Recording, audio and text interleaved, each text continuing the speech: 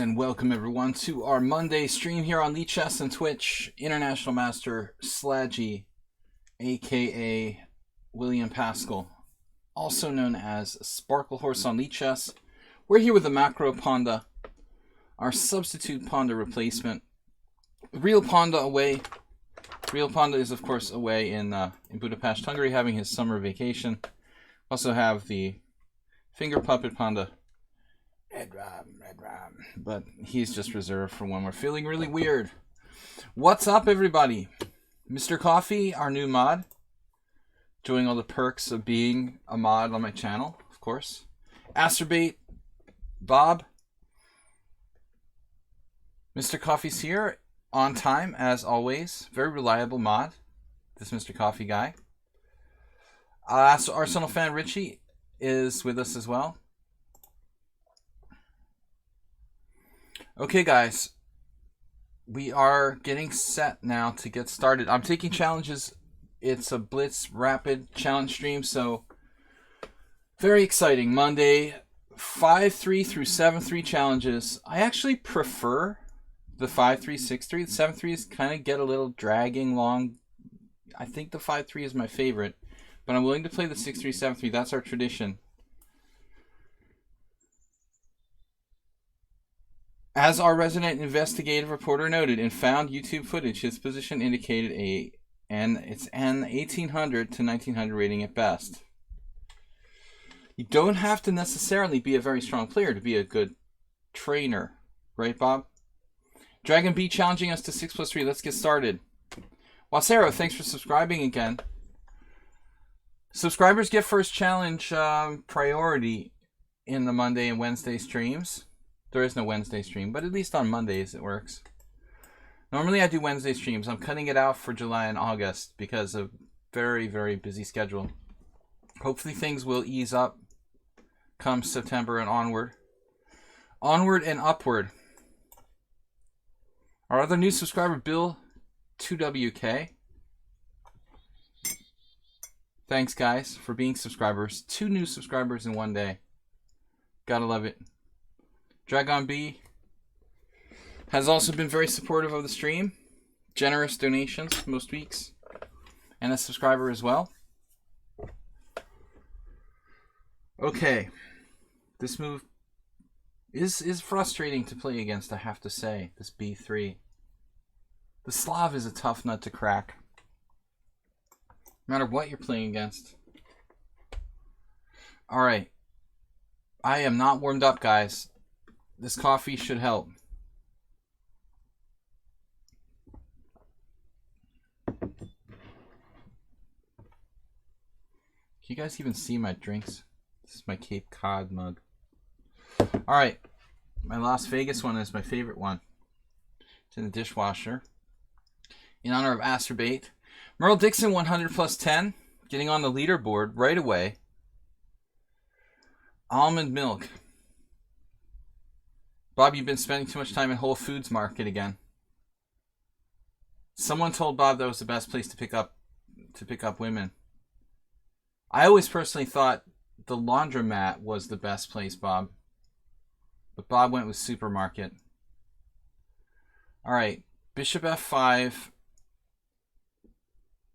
We're going to play reverse London here. Bishop F5 is nice, exploiting the blocking of Queen B3. It's funny that you say that, Arsenal fan. I'm not really sure. I mean, maybe that's even more relevant when Black plays like Bishop G4 than Bishop F5. It is relevant in either case, but possibly even more relevant. Alright, so it's just a reverse London system. Very, very boring stuff. Man, I hate the London system. The best, Bob, is the laundromat bar combo kind of place. I saw one of those in Seattle when I was out there about 15 years ago. Dragon B not paying attention, or he had too much Slivovitz or some kind of alcoholic beverage. Bishop takes G7.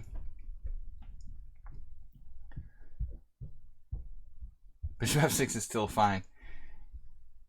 It isn't really fine, Arsenal fan. I mean, it depends on how you define fine.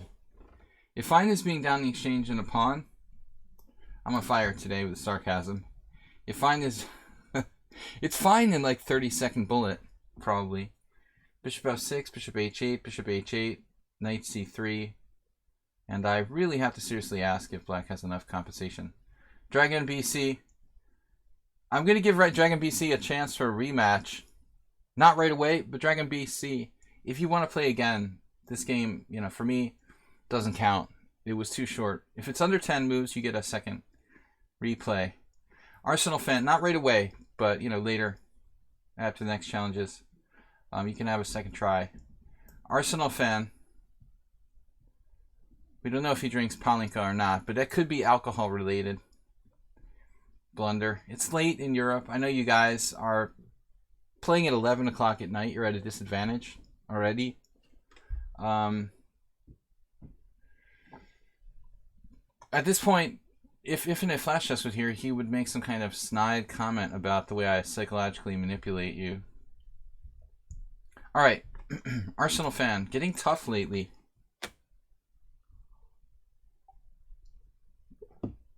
Is 11 p.m. late really? I think it's very late for the people that go to bed at like 9. But for those of you who stay up until 3 a.m. every night, it's not very late.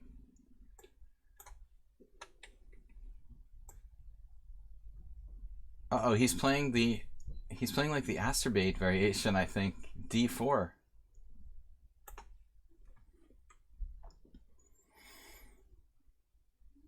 We could transpose, though. This is clearly not the key move for me. Knight c3 just lets him transpose to a normal Scando. Fuchsia's here. Fuchsia, what do you think about d4 against the Scando? Do you consider yourself a Scandinavian? Do Germans consider themselves Scandinavians? Like Northern Germans? Are the Germans from the north of the country Scandinavian? Where do you draw the line, anyway? All these philosophical questions perplexing me. Okay, knight f3. What I like about Germans is that when they hold a chess tournament, it's usually like on time. I went to this one tournament in Bavaria, and the arbiter was like standing there with a watch, and he was like starting the tournament like at the second his watch. Like, I never was at a tournament where someone did that. I was like, wow, that's the way it should be. That's awesome. All right, bishop g4. d4 is great according to Fuchsia. I don't know. That's not what the opening explorer says.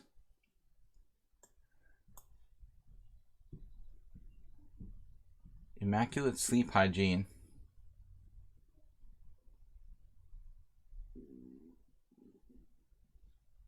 I want to play c5 in one go. Hair beverage. Can I play c5 in one go? Now then the knight c3 hits.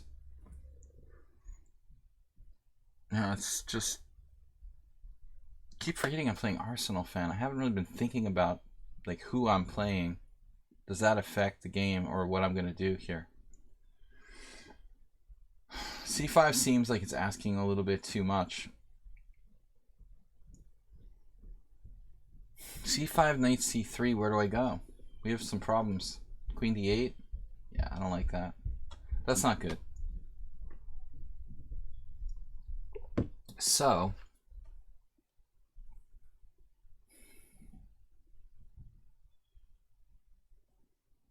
c5, knight c3, I still want to consider it. It just doesn't work. Don't believe in the hype. Let's try it anyway. That sounds like Vienna. Warnaki. Seemed to die like at night. No nightlife. That's from a very, very brief experience. I've been to Vienna like 2 or 3 times, but it just always seemed to be dead at night. Compared to, say, Budapest.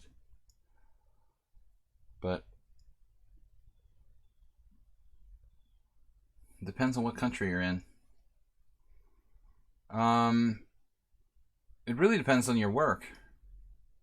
E4, D5, D4. Nice. The Blackmore Deemer. So Warnocky said that Budapest reminds you of Buenos Aires, so it's nightlife oriented. You don't know how much of like a letdown it is when I go from Budapest to like here in the United States and in New England. Where was I? Recently I was why was I at a bar or oh, I know where I was. I was at the casino in Foxwoods in Connecticut at the Indian reservation. And here I am like living in Budapest for 15 years and they're like, "Okay, it's last call. It's like 12 o'clock." I was like devastated. I'm like, "What? Wait, you mean you're not serving alcohol anymore after 12?" It was like in Budapest, you can like drink all night.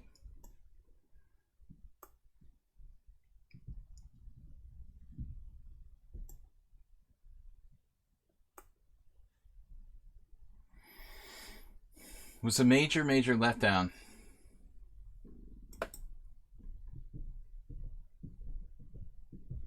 When you live in a city like Budapest, then there's a permanent party in the park. That sounds fun.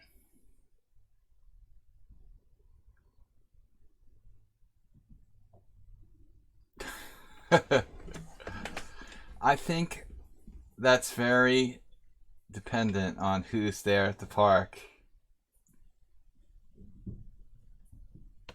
I like Madrid. Madrid has a great nightlife.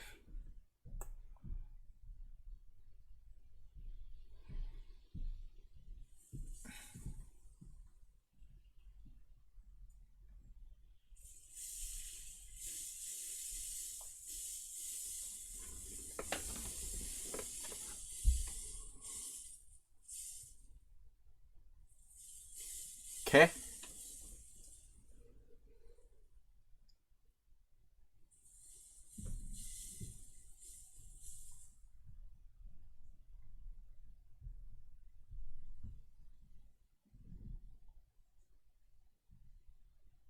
I just lose instantaneously or what?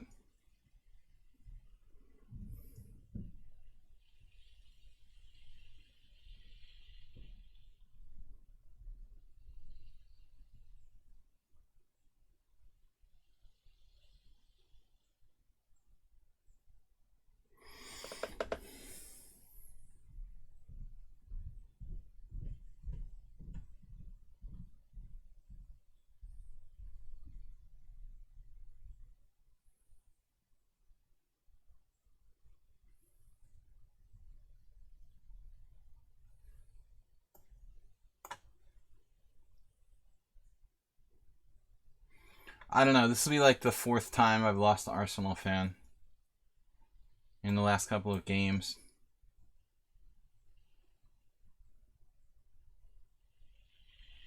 Just like tactically devastating.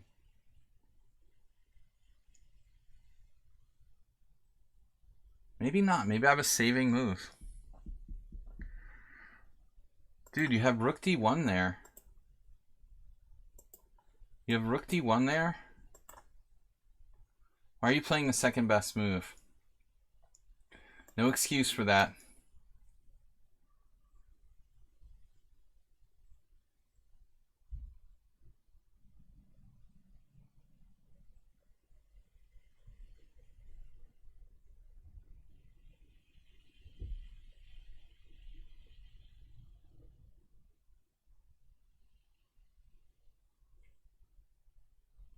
I have Bishop D6 now.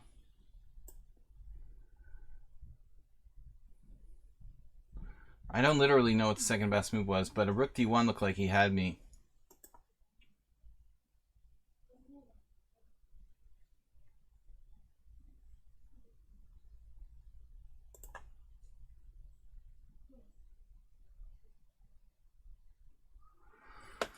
I'm staying alive. Barely. Bishop A3. Whew. Survived. Stook says, oh, you're in Holland. Even in Budapest, there are laws, like, in certain districts. It really depends on what district you're in. I said here in Budapest. I'm in, like, Prude, New England now. But I was just devastated at the casino when they told me there's no more alcohol after 12 p.m.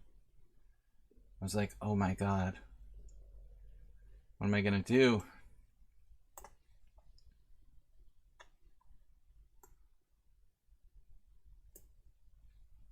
Okay. I suspect an Arsenal fan was winning with Rook D1. Do you have 24-hour stores? In England, no problem, right?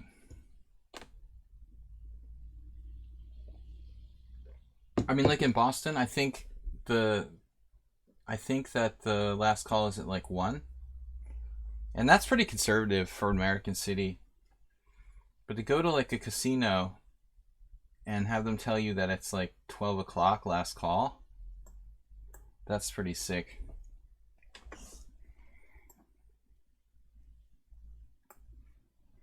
I'm up a pawn. Now we enter the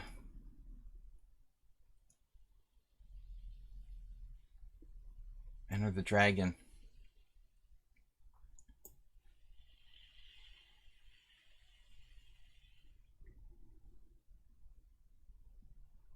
For some reason they banned selling alcohol at gas stations. Imagine that.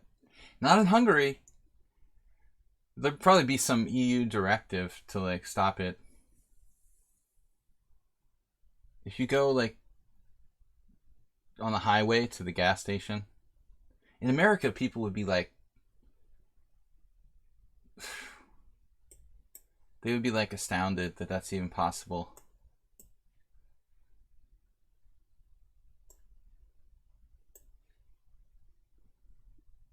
Americans would never believe you if they told you could like buy alcohol at a gas station. Like the irony with like Hungary is that they have like zero tolerance drinking laws, but they still sell alcohol like on the road.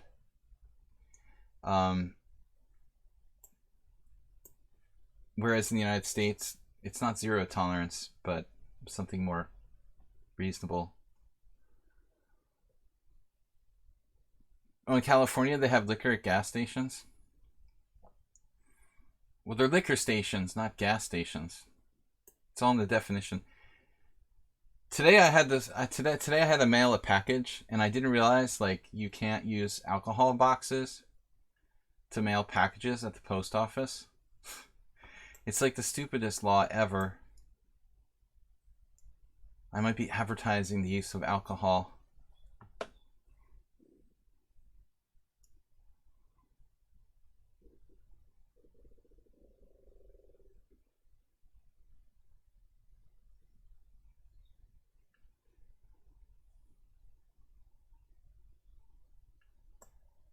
This is like, maybe I can self-mate myself.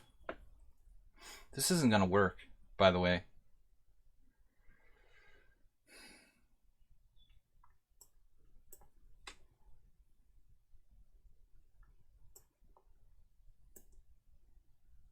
Arsenal also seems to have Grandmaster endgame technique. Wow.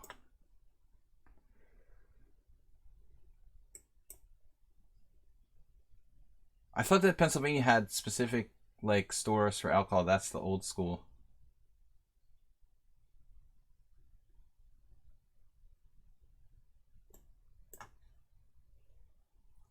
That's just the old school system.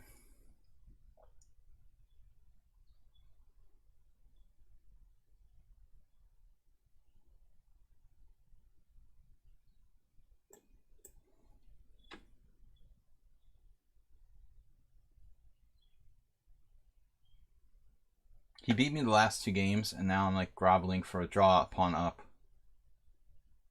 Wow. My last move was sort of stupid. A5 was really bad.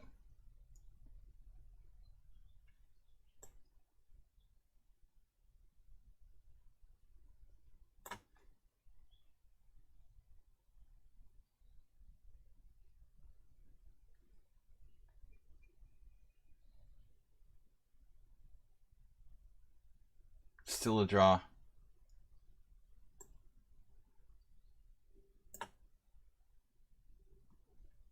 Yeah, he's not going to mess around.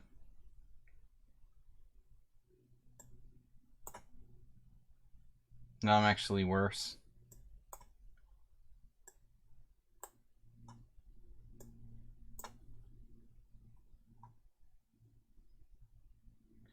Grandmaster Arsenal fan.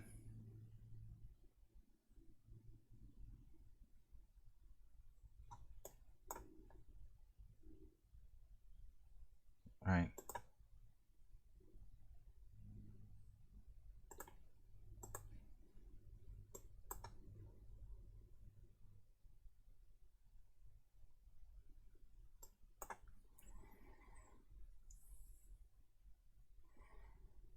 Your engine would be right.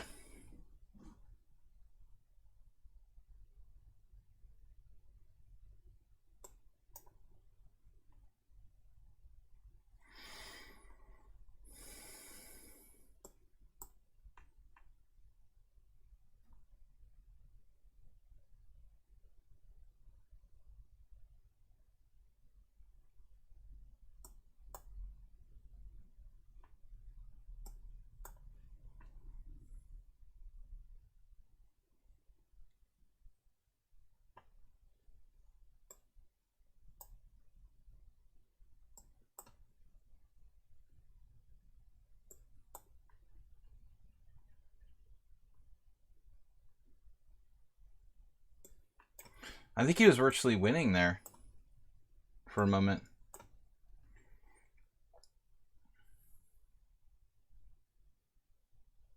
I don't know, but this guy's playing like a master.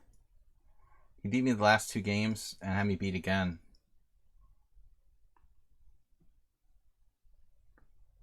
Two points in this game, I was probably lost. Rook d1 and again in the endgame. Plus he's like mega fast.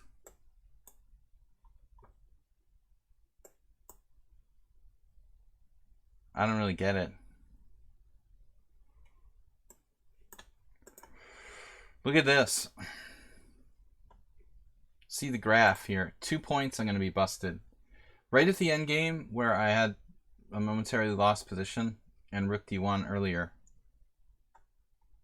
Right about here. Before he hung the pawn. I managed to get a lost position again. And in the opening as well.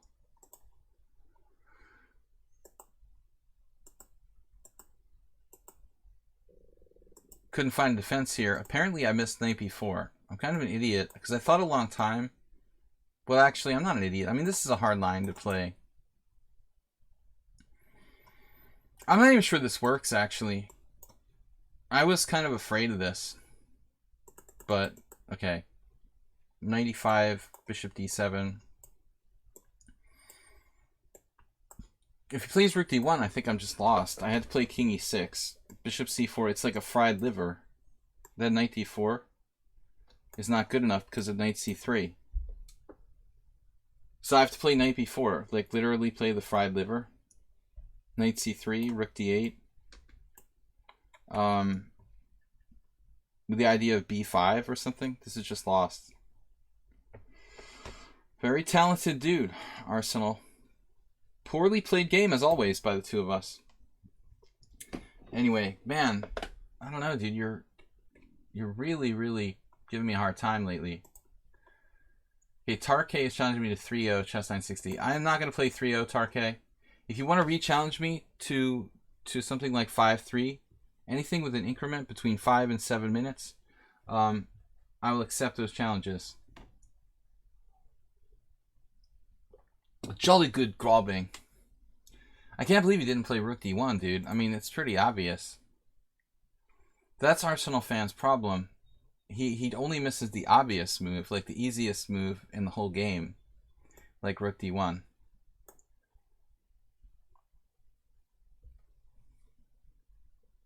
But honestly, I didn't think that... I mean, I knew c5 was dubious when I played that. Only one soul brave enough to play this move. Tikkanen, who would be, I think, become a title player if he stopped playing moves like that. Grobbing for a draw. Okay, so Bisanov, new subscriber. I will take the Tarkay challenge. Reminds me of Parquet. Anybody remember those commercials? Mr. Coffee probably remembers those commercials. Does Parquet still exist? It's like a margarine. Tastes like butter.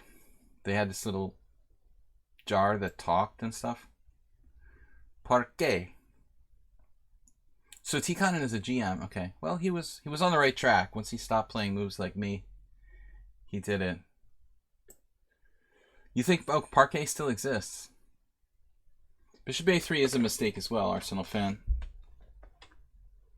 I thought it was very and then there was like the second stage of the game where you played like awesomely was like the pawn down endgame. Master like technique down a pawn, no sweat, no problem. This is a sort of dubious move. It's not completely dubious. I had a bad experience the one time I played it in a tournament. Bob, does Parquet still exist? Really? I thought Country Croc just put them out. So I think that here White should play Bishop G5. It's really the only move, I mean, that has a lot of independent value. Maybe even Knight C3 is interesting. Threatening E4. But something with Bishop G5. Now I could try to play C5 and I exploited the move order to my advantage somehow. Man, but I can't believe I could go from a dead draw to a lost opposite color bishop endgame. Like all my pawns had to fall on the queen side. That is so sick and stupid and ridiculous. I just didn't want to accept that it was a draw, so I just kept overpressing. The hallmark of my play. Bishop takes e5. Bishop takes... Actually, maybe it wasn't so easy for me.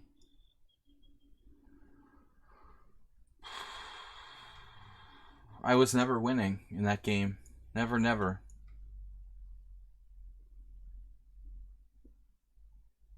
Mazda. Michael de la Maza. Oh, the woodpecker method? He stole that from Michael de la Maza? I never thought about it. That guy was actually from New England. Percy. I mean, he was like from Boston. I think he played in the chess club where I played. The boss asks what I'm doing.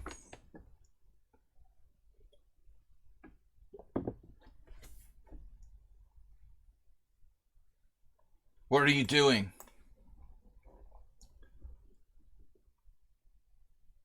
Never tell him what you're doing.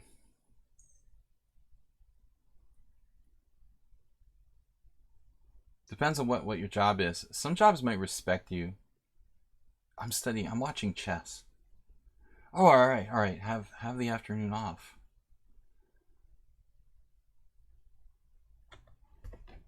So Michael de la Maza originally wrote this article, you know, how to become a master or whatever. So many days, or was it?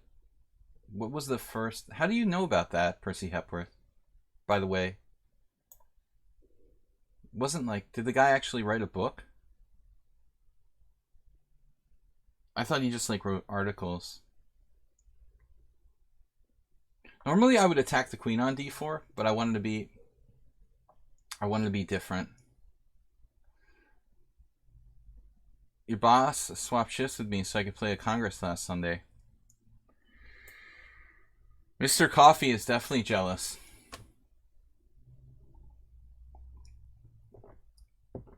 I was hoping you'd play the Dutch.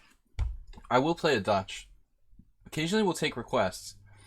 Merle Dixon on the board with a bit donation this week. First one of the week, 110 bits. Let's see if we get the first 3 places sorted out. Actually, Jim is absent today. It's one noticeable missing. MIA. We're going to transpose to a hedgehog.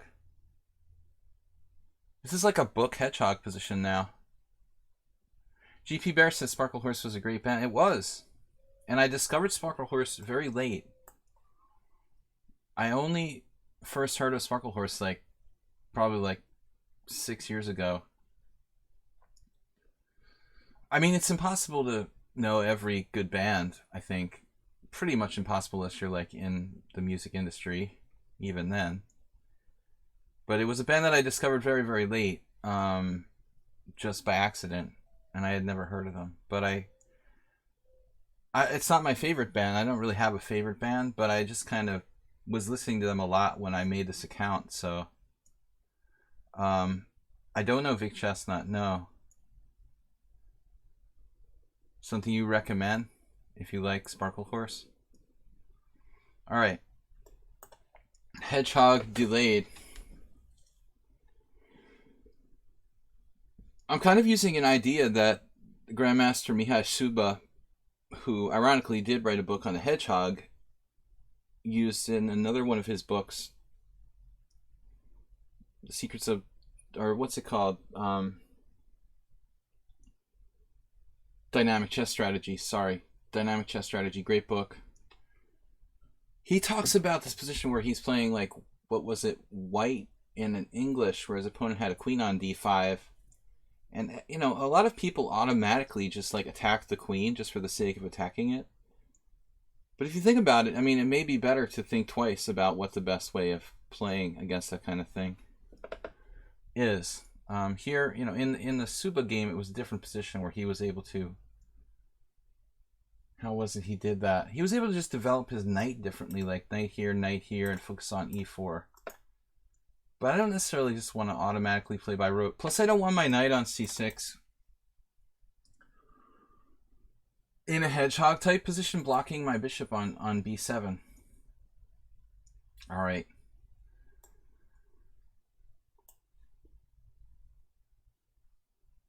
Never odd or even. Hello. Thanks for being a subscriber.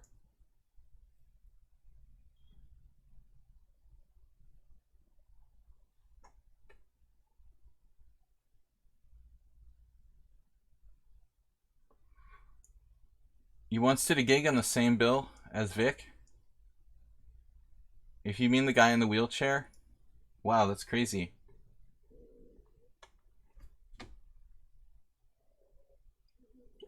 Yeah, I mean, Suba, on another subject, Mihai Suba's, he lived in UK for a long time. So he became kind of like half, almost like a British player. I actually don't know where he lives. If he lives in Romania or if he lives still in the UK. But he lived in UK for so long, he was almost like a facet of the British chess scene, or English chess scene, whatever you guys call it now. You've got the BCF now, it's the ECF. I don't want to be politically incorrect. Standard, hedgehog. The main plan would be to break out with b5 and d5. I mean, that's usually what you do on the black side of a hedgehog. Timing one of those breaks. Suba's like a mad genius, though. He's written these two really good books that I like, The Hedgehog and Dynamic Chess Strategy, but the books are very poorly organized. Like, he must have just thrown a pile of chapters at the editor and just been like, all right, here's my book. Put it in whatever order you want, or something like that. I don't know. Because the chapters are just like totally randomly organized, and it's kind of funny. Tender. D3 is tender, definitely. We're just setting up the classic hedgehog position. White doesn't have a really great setup against the hedgehog here. I play both sides. And another very important fact about the hedgehog, and I think this is kind of subtle, but the hedgehog's easier to play with black because white's the one that sort of has the onus on them to do something. Now, white did do something. Actually, h3 is a really good move by Bisonov. Taking away this knight g4. Very good prophylactic play. Otherwise, I had nasty tactics with like bishop c5 and bishop takes f2 and stuff like that.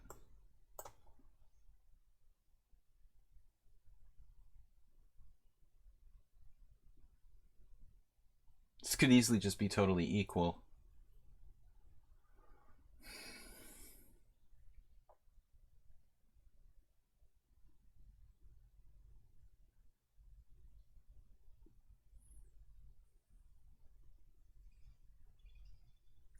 I actually missed this, which is not all that surprising.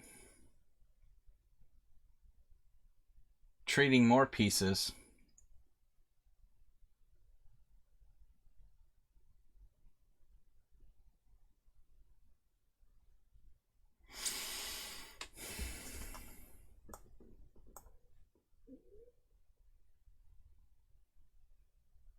White's a little more overextended than black, but I don't think it's a big deal.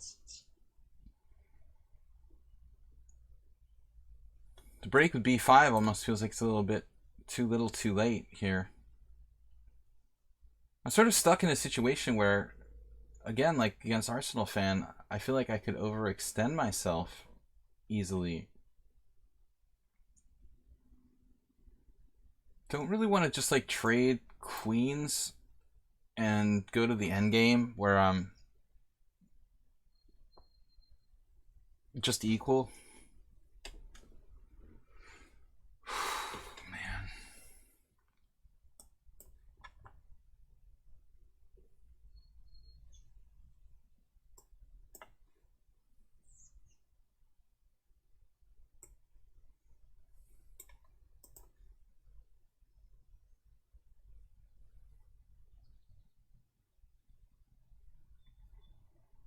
These guys are good, these 1800 characters. Fearless.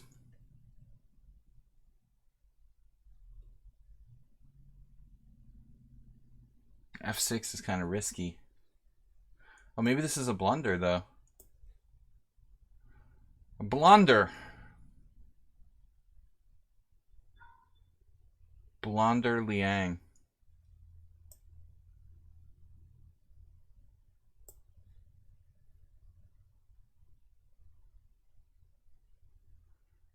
There's a million ways he could have prevented this. But maybe he didn't need to. Maybe he had this. Can't believe this. What? Oh.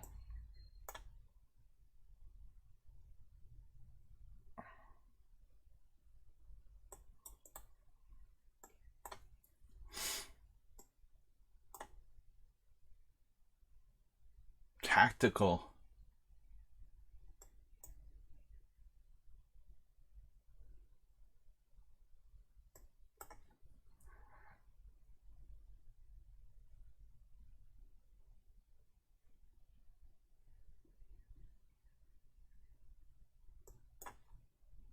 And he still got play. Wow, dude.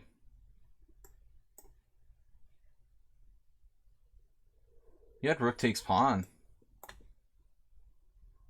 After rook takes e6, you were fine. You're probably just holding.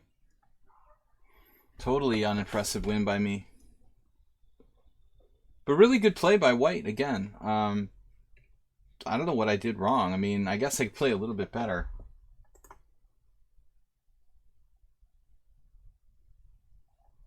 If you look at the opening, not opening explorer, but the engine analysis, I mean, he played rook e6. Doesn't he just hold after rook takes e6 here?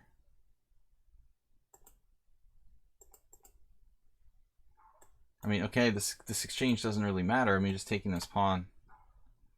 I mean, technically, black might be a tiny bit better with the extra piece, but you have 3 pawns for a piece. It's probably pretty difficult for black to win this with so few pawns left. Yeah. So you had a better move? Did he have something? He was never really better except for out of the initial opening. Alright guys, next game. Oh no, not Save a Dog. Mr. Magical challenged me to raid. Mr. Magical, if you want to play, I will accept challenges. You have 100 games, but it's got to be between 5+3 and 7+3. I'm doing commentary, so I don't like to play rated, like sudden death games. If I wasn't commentating the games, you know, maybe I wasn't streaming, I'd be happy to play off stream. A 5-0 rated. Okay, Tarke.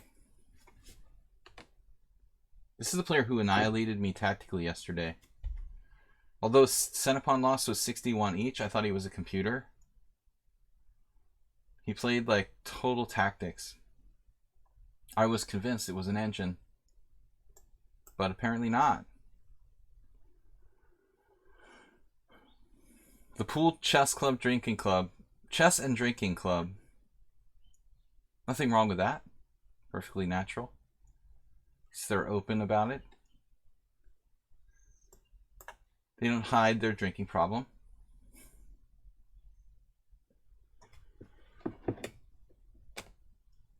Couldn't watch the stream playing on mobile. That's weird. Something in the settings?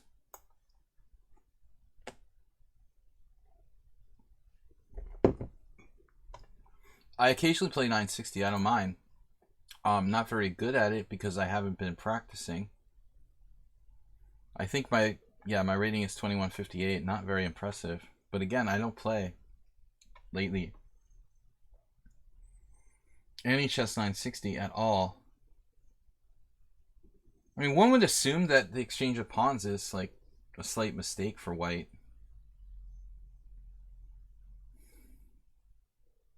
I'm even slower here than in normal chess.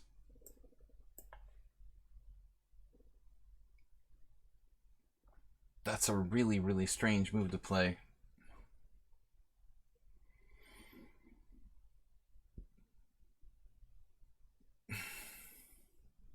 I mean, I guess I could play a5, try to chase down his knight, but my knights are...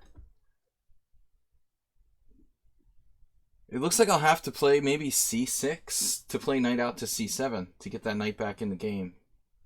c5 would weaken d5 too much. In the meantime, we have problems with the e5 pawn. And again, we're dealing with a very, very tactical player. Apparently.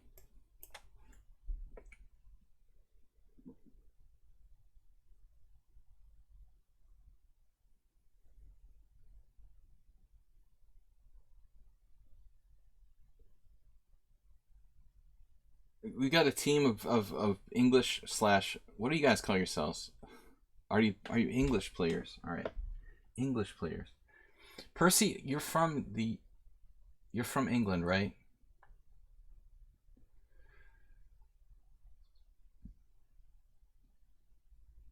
'88 ECF on my name.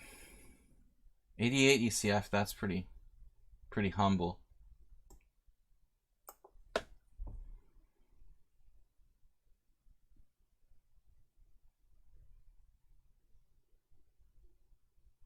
I'm like in the low 200s. But you said you lived in the United States?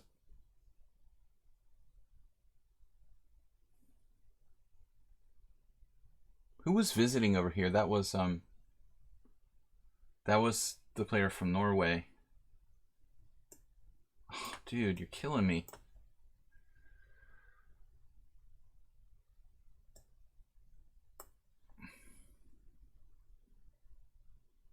Nefedov's here. Wow, the whole ECF team. All at once. And Bill too? Bill's 160.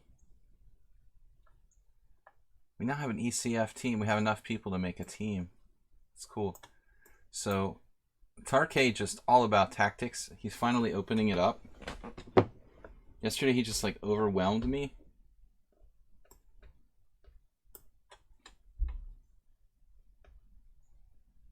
I played my first game against him and I thought he was an engine because he came at me with all these like sacrifices. And you don't normally see that kind of confidence from a player of his rating. Generally speaking, like 1700 players are afraid to bust out the tactics against a higher rated player. He just seems so fearless. Here it continues again. Because I should castle. He also does he seems too strong to be 1700 again. Damn, dude. He's positionally pretty strong, too.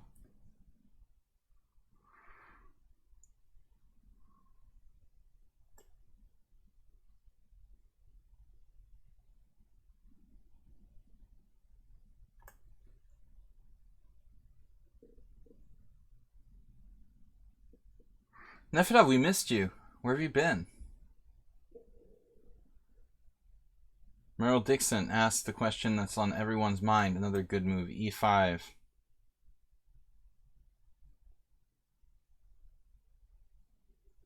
I guess I could have played knight b5. Strange move there.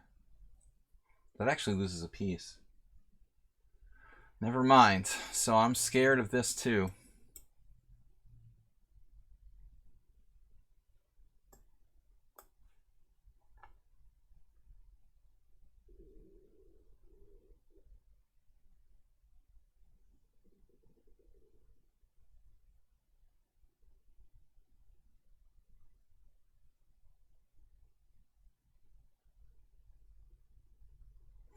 White just superior with space.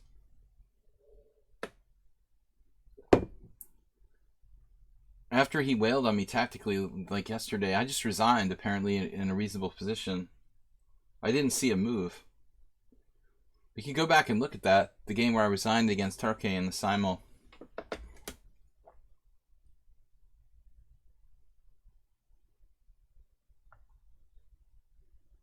And White is just a scary dude.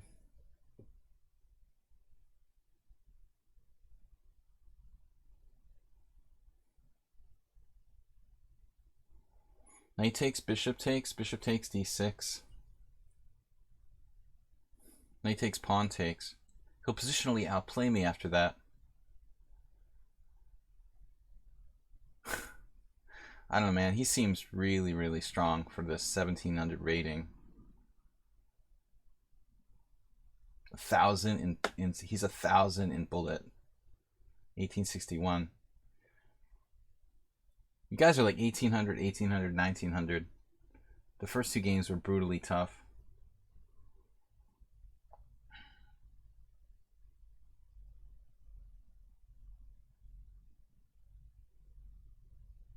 Very subtle play by White.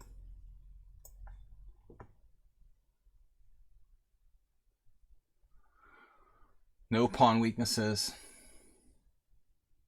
He could have played knight d5, forcing me to take with the pawn there. Once again, I mean, his play is just really strong for his rating.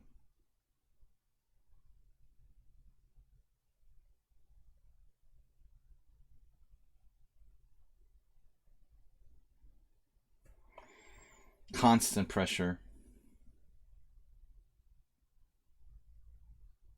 Bishop g6 maybe. Now rook b2.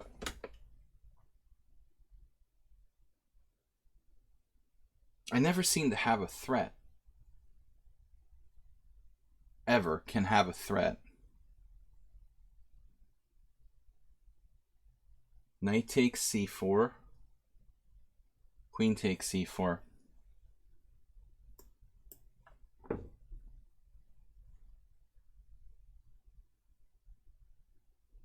Clearly, like, way, way, way stronger than his rating. I mean, no doubt about that. He's 1861 in blitz. That's his highest rating. And chess 960 is hard. So I think the chess 960 ratings are going to be quite a bit lower than the blitz ratings. Mine is 2100. And I'm like 2500 in blitz. There should be a considerable difference there.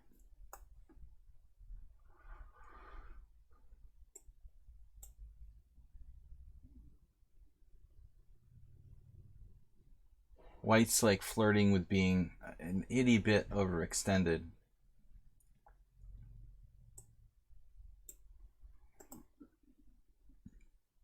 Basically, very credible play.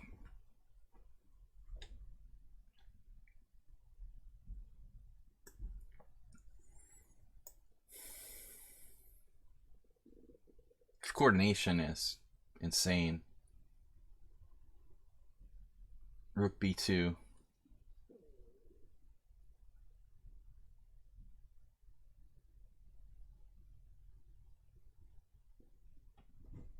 I mean, I don't know. The guy seems a little too strong again. I thought it was just me yesterday, but it's the second game now. Check. This doesn't do anything. I'm still, it's like playing against an iron wall. I mean, I can't get anything against this guy.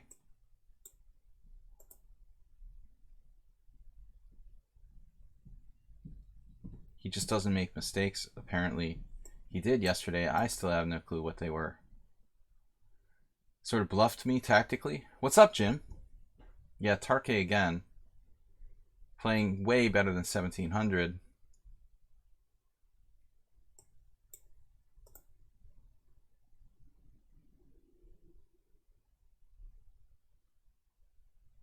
Arsenal's eyeing tactics here. Okay, so some sort of mistake that I did not anticipate. He gave up his game. Rook e2. I think he just loses a piece here, no? Rook e2, rook f8.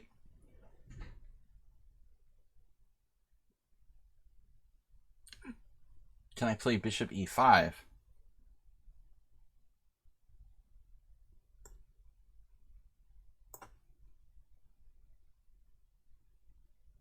Just pin it and win it. Scary player. We just pin it and win it. I mean, he played scary, like, again. Sort of like the first game. He's like 1700 going on 2100.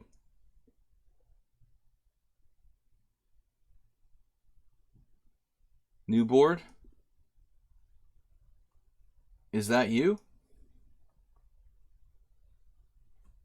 So we're just winning a piece. After all that, it's kind of a anticlimactic finish.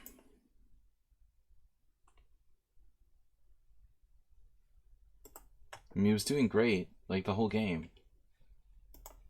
Till he gave me his dark square bishop. Right up until move 22, white should be fine. Queen c5 check. Apparently he has to play... Okay, as Arsenal fan was pointing out, like, king h1 doesn't work. So he has to play rook ff2. This is a hard move to find. But still, he's okay.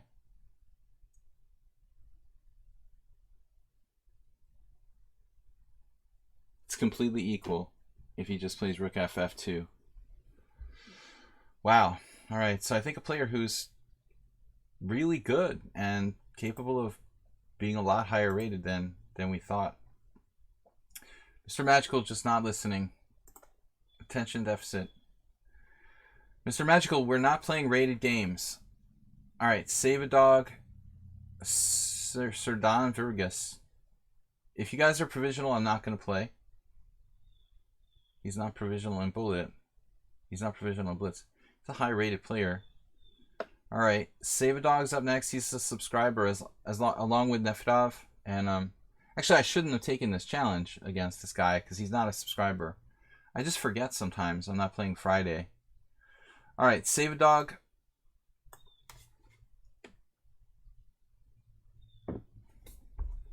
I don't have much self-confidence. Everybody, I think, is using a computer. It's hard to beat people in chess. It's a lot harder than it used to be.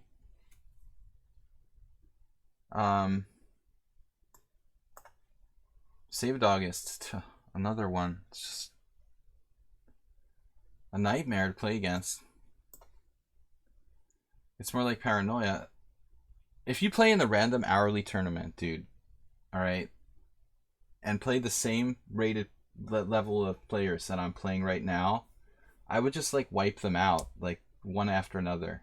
If you just pair me with 5 people in the hourly blitz tournament with around the same ratings as these players that I'm playing now, it would just be a landslide. I would crush everyone. Maybe like a draw here and there every 20 games or something, or occasional blunder, but basically, I mean, when you're playing, there's a reason for these ratings. These ratings are not made up. Like when you play someone 400 points lower than you, there's a Glico system. The people who are like 400 points lower or more are not supposed to almost ever score. I mean, like Save-A-Dog's rated 1700. He's not supposed to have, like, I don't know. He's got nearly 20% against me. That's the way the rating system works, you know, based on your statistical results. But I'm telling you, if you put me in the hourly blitz tournament against random players with the same rating as the players that I just played, it would be a completely different result. You know, you guys are just better. The average players that I'm playing here in my stream are sort of special players. I've seen this, I don't know, what is this? Rook c8, bishop e6, sort of a made up variation of the Tarash. What is this?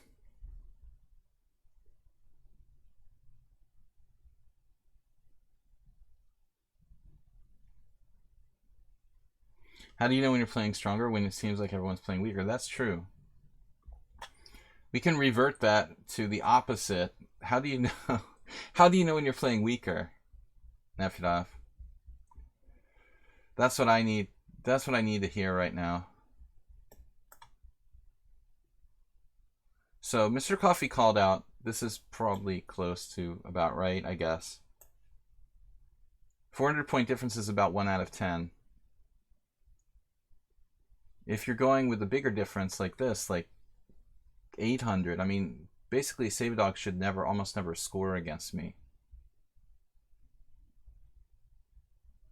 Yeah, the motivation is important, Arsenal. Motivation is important.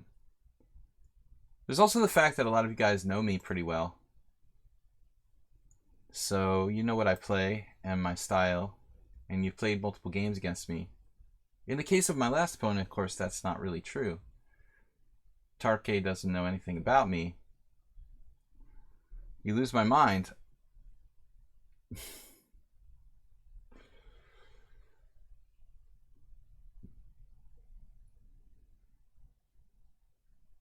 I have two opponents, my own paranoia. My paranoia is it's a naturally developed self-preservation mechanism. Paranoia's kept me alive this long. Wasn't for my paranoia, I'd probably be dead right now. Aviation said, this weekend I played a tournament and beat a guy 350 points higher rated than me. It happens sometimes. Okay, 350 happens all the time. But when you're getting to 400 and above, it shouldn't happen too often. I mean, if you're talking about like little kids who have their first tournament and have like provisional ratings and stuff, there's obviously going to be a lot more fluctuation. We're talking about a 1200 playing like a 1600, or a 1300 playing an 1800 or something like that. But as you get up higher and higher, there should be less fluctuation. The engine guy. Yeah, there's no computer cheating in chess. It's not a problem, really. It's just like one of the like biggest news stories in the world right now.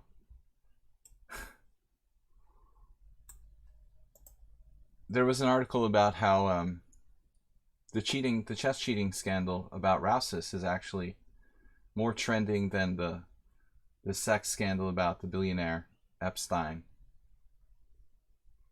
It's like one of the biggest news stories in the world right now. But there's no cheating in chess. It's not an important issue.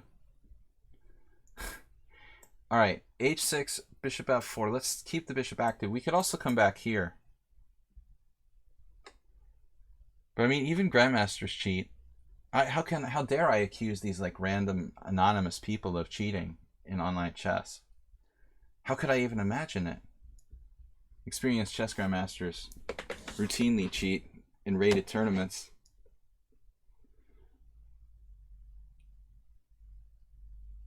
I know, Percy. No, it's all right. I mean, it sounds like something completely like real, you know. I have that reputation. I'm sure that others are worse, though, you know. So Mr. Coffee's on the statistics. 800 points is about 1 in 100. You would go to like the U.S. Amateur Teen Championship, which is a tournament where a lot of times little kids who are rated like 1,000 might play, you know, Canada Masters who are rated 2,000. And so they would have a prize every year for like the biggest upset, you know. And once in a while, you'd see like every year this like 1,000 rated kid beat like a 1,900 player or something like that. And that would be the epic upset for this whole massive tournament. I was just, you know, impressed by how well people can play. And really, I mean, what I lose touch with is how fine the margin is. You know, the difference between me and somebody who's like 1,900 or 2,000. Just little tiny sort of differences add up to like making this like 400 or 500 rating point difference.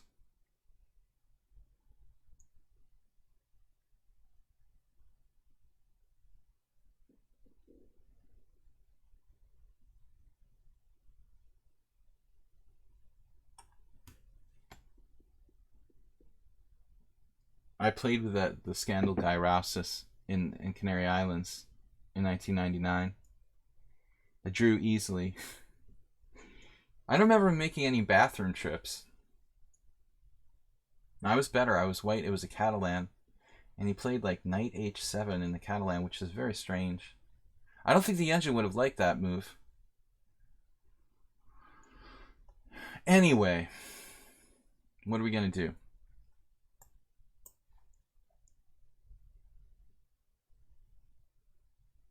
Do you guys know about the story, though, about Rousis?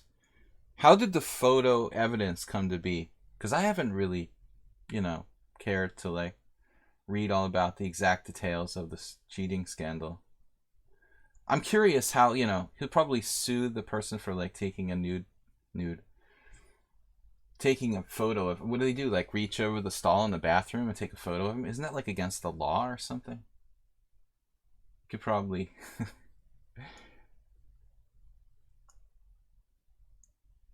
It was a mobile photo too. Like seriously, you can't go taking people's photos in the bathroom.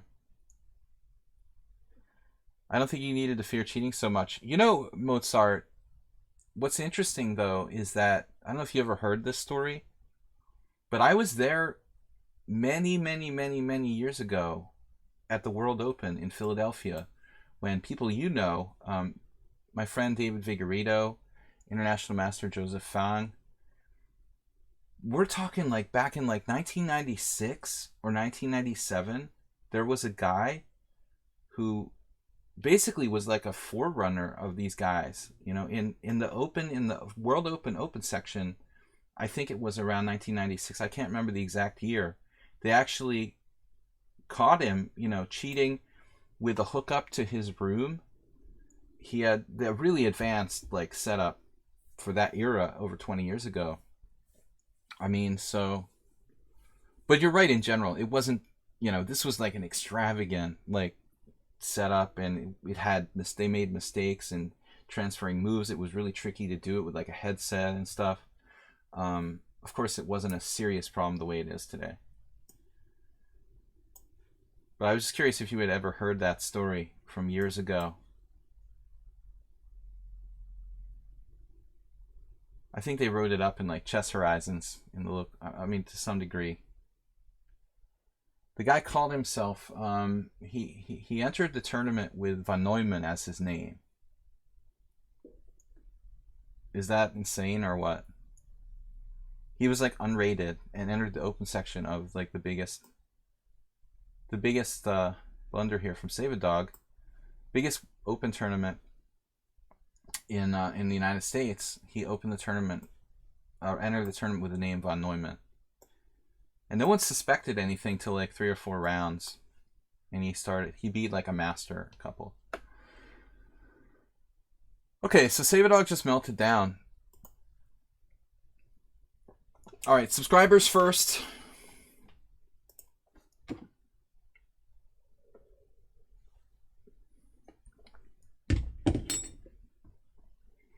The real cheating back then was simply stronger players telling weakening. Yeah, I mean, helping people, making signals and stuff. The real cheating was like sandbagging was a more of an art form back then. I think that was the best old school. The art of sandbagging and raiding in the 80s and 90s to like win class prizes and stuff. I love when these like players would appear who were like Russian. I don't mean to single out like one nationality, but the best example I can remember was this guy who was literally a Russian candidate master, like Russian candidate master. I don't mean like a made up FIDE candidate master. I mean like a Russian candidate master, which means that you're like a strong FM basically, or better. And this guy like somehow had a weird name, and it was, Cyrillic names are difficult to, you know, try to translate to spelling in English. So nobody ever bothered to figure it out. Like, he was even using his real name. He had like an old FIDE rating of 2300 plus, and he just like worked his way up from like the unrated section, like the 1200 and under 1400, just kept going, you know. The guy like later like started being competitive in open sections, you know. I'm thinking, God, he was like winning the under 1200 section like 2 years ago. Accelerated Dragon. What's happening here? Nefedov, what are you doing with f3? Nefedov doesn't normally play this move order, does he? Guess he does. All right, I'm just gonna play castles, and we're gonna equalize. I started to avoid doing this against Nefedov because I think that there may be some argument that playing d5 in one move is too equal for black. It just allows white to draw. Nefedov wants a draw.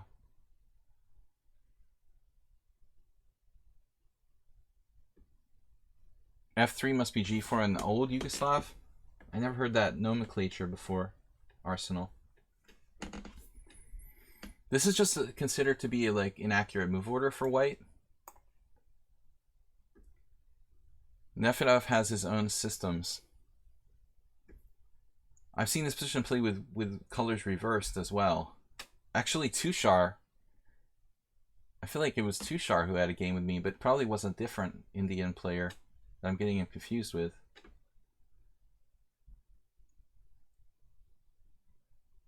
Knight takes d5. Just a little bit easier to play, maybe. The thing is, like, if you play pawn takes, I think I've analyzed this. Pawn takes, bishop d4, e5 is good for black. So if pawn takes, he has to do castles queenside. I guess it's a good dragon, though. Probably I should take with the pawn. But either way, Nefedov like has no advantage. He's given up his opening advantage. He can also play, let's see. Queen d2, d5. No. What else could he do there? Nothing really.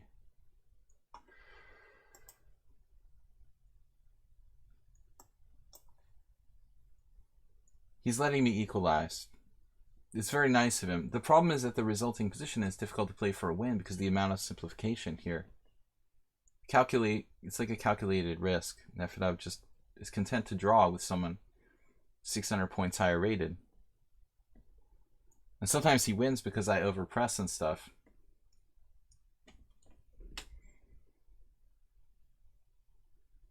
I think like Stockfish would probably claim black has an advantage here. But it's pretty minimal, really. I don't have to fear castling queenside anymore, I would think.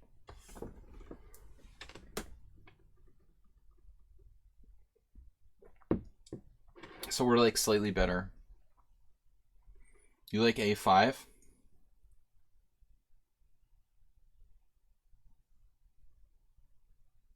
a5 is a kind of typical move in this sort of structure. Maybe bishop a6, maybe just a4.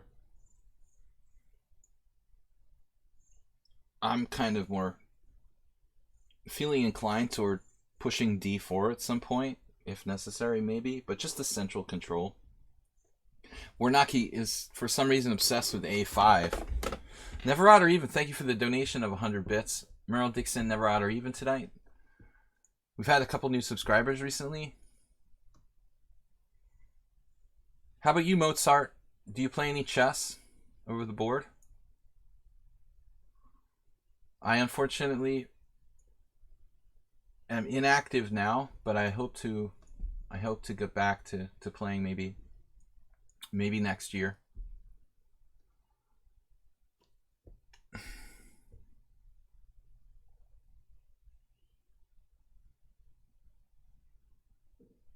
Oh my god.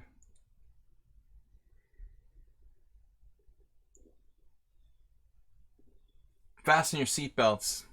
Nefedov lost his mind. Nefedov, that doesn't look right. What is that commercial? I never watched TV in Hungary, but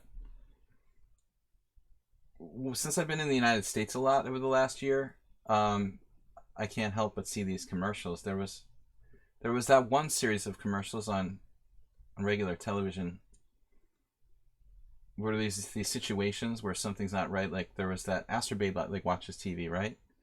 There's the shower, the rug shower or whatever.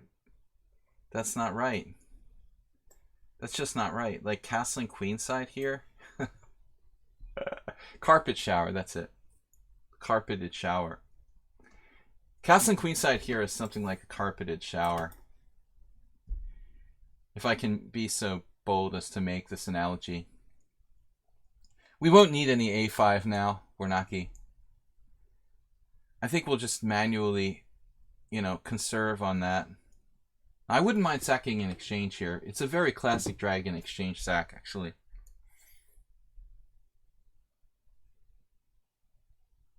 You just don't even blink.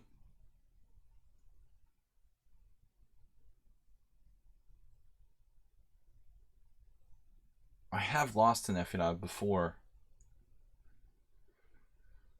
Some awkward situation where I used too much time. Man, I mean, this should be a very strong attack for black. d4. Even just d4.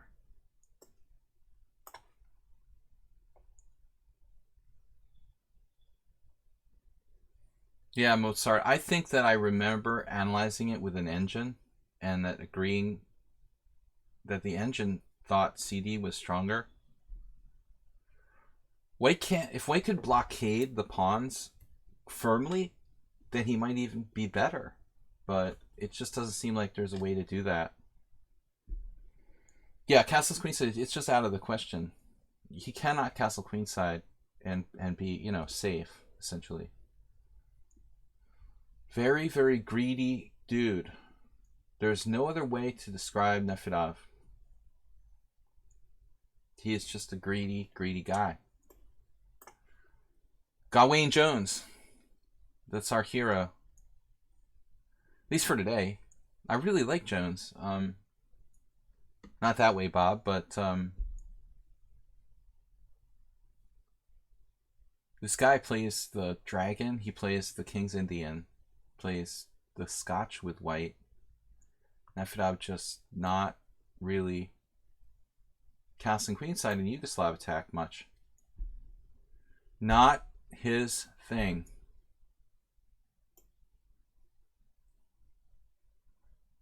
So, yeah. Nefedov has his comfort zone. I don't know what ever came over him to castle queenside, because that's not his usual thing. He's very solid when he castles kingside.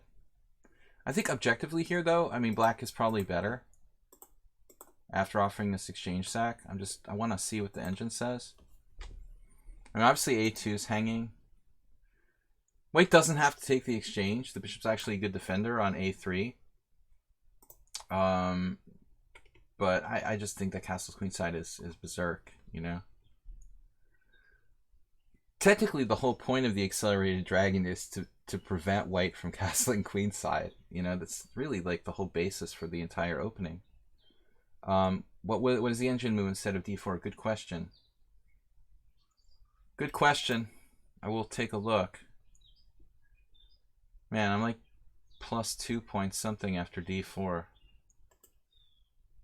The engine move is d4. Oh, snap. Just instinct. Years of practice. It's a good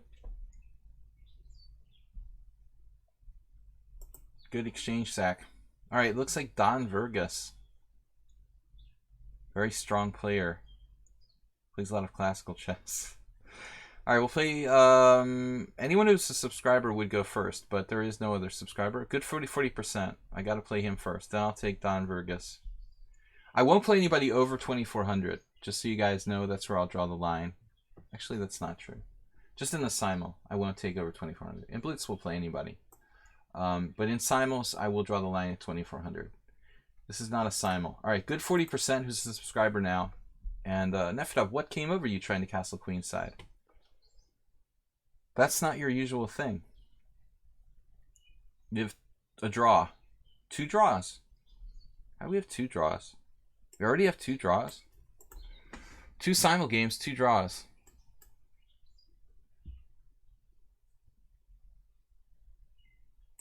Arsenal, you pick queen h4. I glanced at queen h4, but it's artificial and white has g3. Queen h4 is a sort of cheapo. I don't know why I'm playing the Caro-Kann Gurgenidze. I just randomly chose an opening. Uh-oh.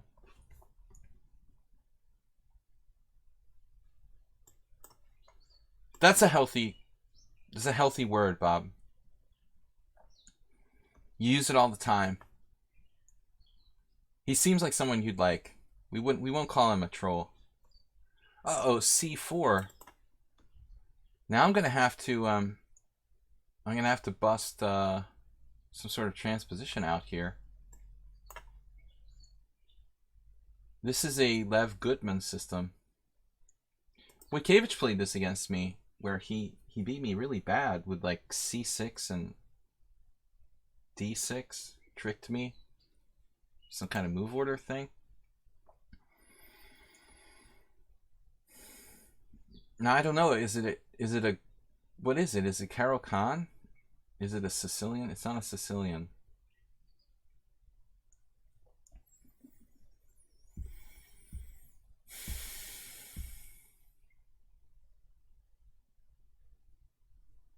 Wow. Am I supposed to play bishop g4 anyway here? And we'll just transpose if he goes pawn takes pawn to a Gingy move order.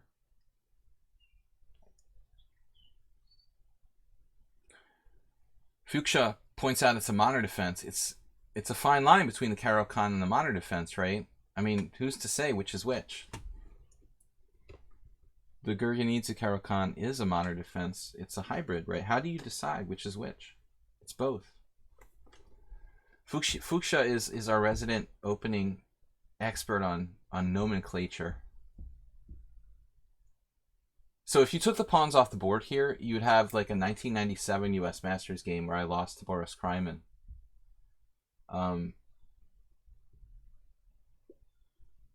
But the c-pawns are still on the board. I would assume that would favor white, actually. Boris Kryman, one of my favorite chess players ever. One of 3 people who like kicked my feet under the table during tournament play.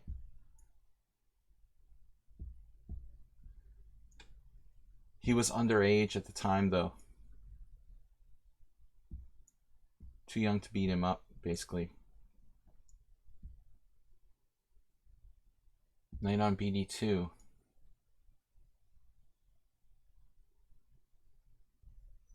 That's where you have to beat up their dad. As John Fedorovich would say. If you do that again, I'm going to beat up your dad. He said that to Hikaru. Hikaru used very bad language with John Fedorovich. The answer was, I'll beat up your dad if you ever do that again. Which I thought was a fair way of handling the situation. But I'm just basically stalling here. I'm trying to find an answer. Just Not sure what I'm supposed to do. Try something really kind of risque. Putting pressure on the center at the risk of my king safety. A lot of tension. F5's horrible, Arsenal fan. I don't know how to describe it in any other way. We'll send you to Botvinnik French camp.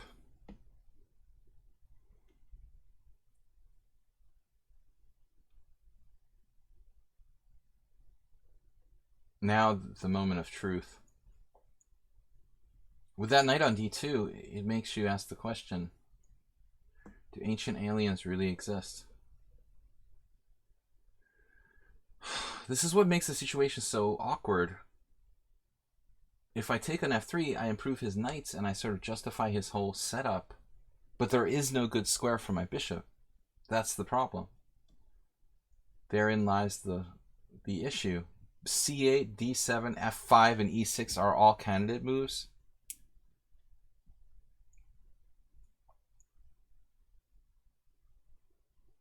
I hate them all. I don't know which I hate more of all these possible moves.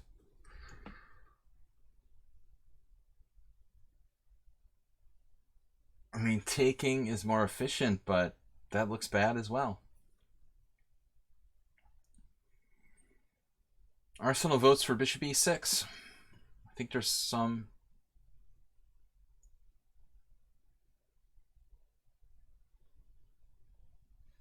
I think Botvinnik would approve of that, Arsenal.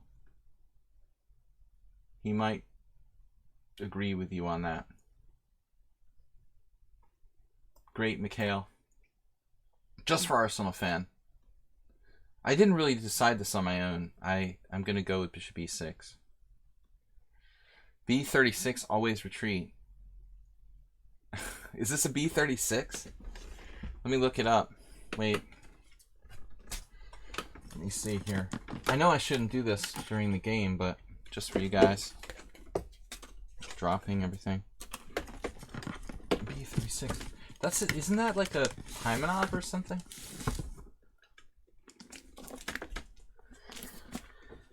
Old school. Second edition. B. See? B. I'm going to look it up. B36. Let's see. B53.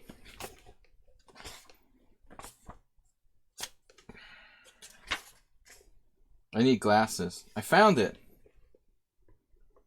Wow, it's a Marazzi. I knew that was familiar. B36 is the Marazzi. The accelerated dragon. No, this is not a B36. I don't think it's even a B, actually. Good guess, though.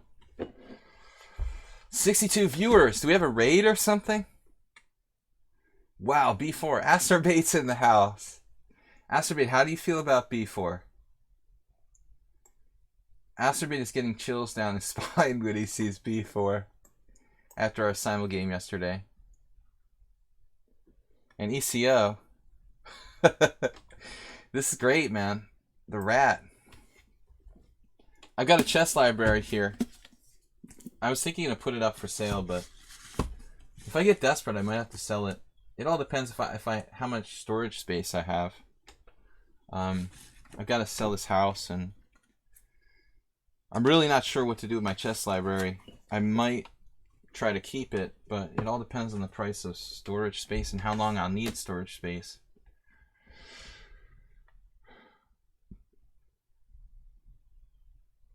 It's FFS.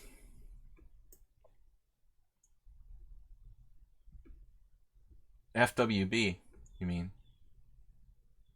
Just ask Bob. That's the best. Arsenal is like, I'll buy some books if you're selling. Can't you send it to Hungary? I have a funny story about someone who did that, Fuchsia. I know this guy who was, you know, logically trying to save money. And he was going to go to Hungary for an extended period of time. So he looked into the options for sending it to Hungary, but I mean, shipping is very expensive. So if you send it by airmail, I mean, it's just like brutal.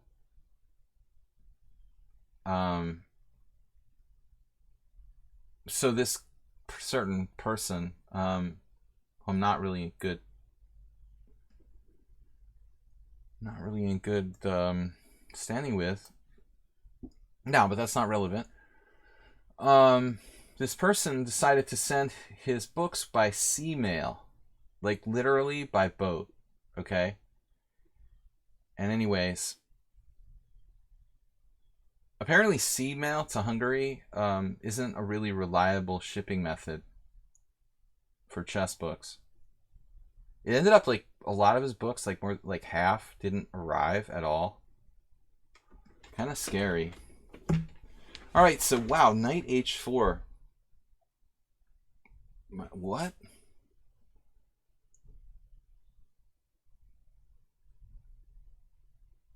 Wow, knight h4. Oh my god.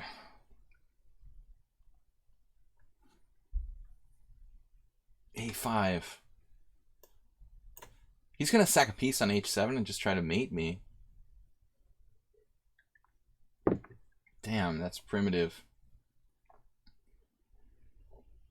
Oh, you mean the ship? Well, I mean, getting it to Europe is the big problem. I'm sure that, like, once you get it to somewhere like France, you can probably arrange for pretty reasonable, shipping by truck or something like that, It's over, it's over the ocean that's the really costly part.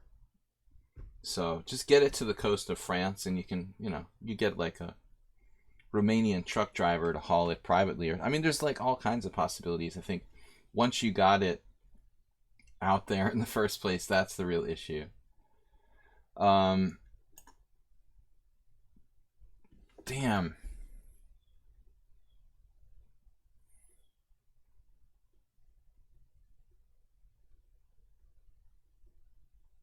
I want to play like 95 or something crazy.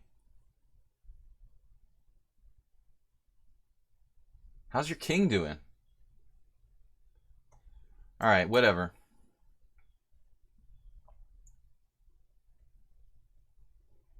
The Arsenal fan system. I made him put his bishop on b2, at least. That looks kind of trippy.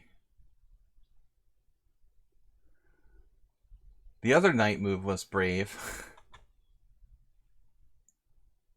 And now it's like, it's the Dutch. It's all about Botvinnik today. I'm working on the Botvinnik 1960 World Championship match. Today was game 11. A tile positional masterpiece with the white pieces.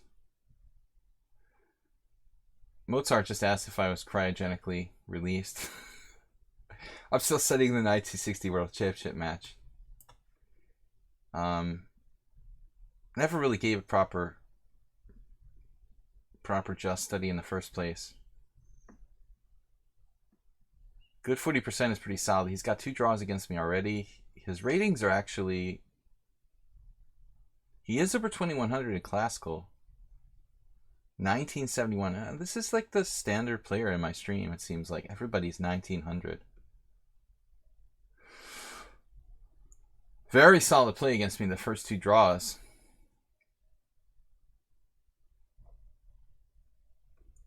Game 11, 1960 World Championship match, man. Tal played like Petrosian. It was sick. He had like 14 cent upon loss. Game 1, 1960 World Championship match, I think his cent upon loss was even lower. It was like 12 or something. And now it's time to just like go postal, right? Europeans don't know what we mean when we say go postal. It's an early 90s expression.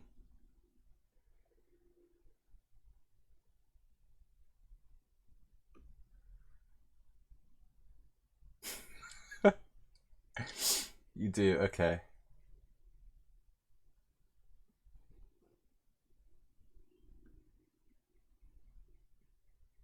Now maybe I did it. He's going to defend like...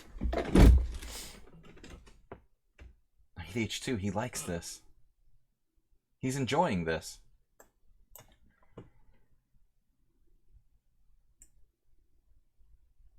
I love this. Bob found the WikiLeaks definition.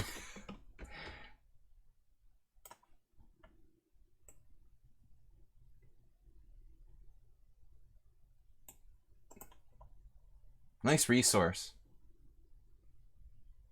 So Mozart likes this. I'm wondering if I should even move my knight.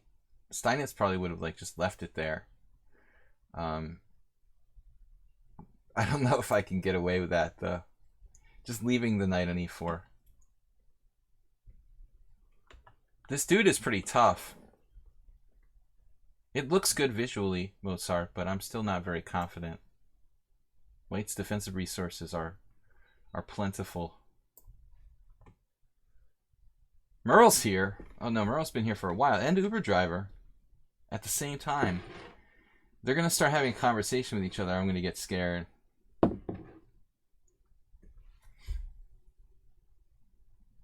I'm not sure, man. I think White's alright here.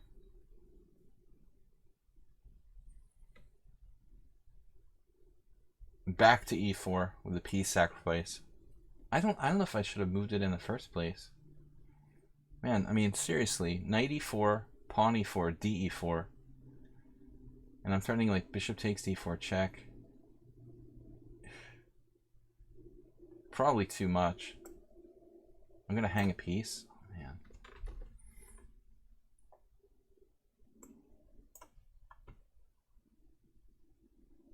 I guess I just have to. I have to trade.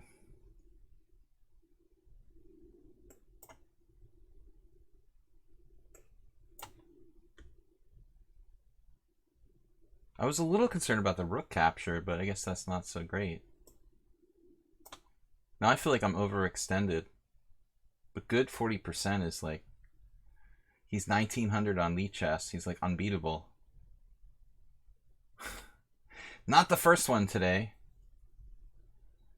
I've also got time problems. He's got time problems too, not as bad as me. I'm not that optimistic as you guys about this position. I feel like I'm overextended. I definitely don't play the Stonewall Dutch.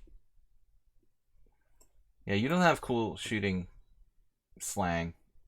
Whoa. What just happened? He just freaked out?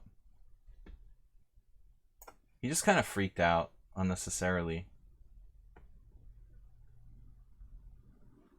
There's no reason to sack an exchange there. Panic. Panic playa.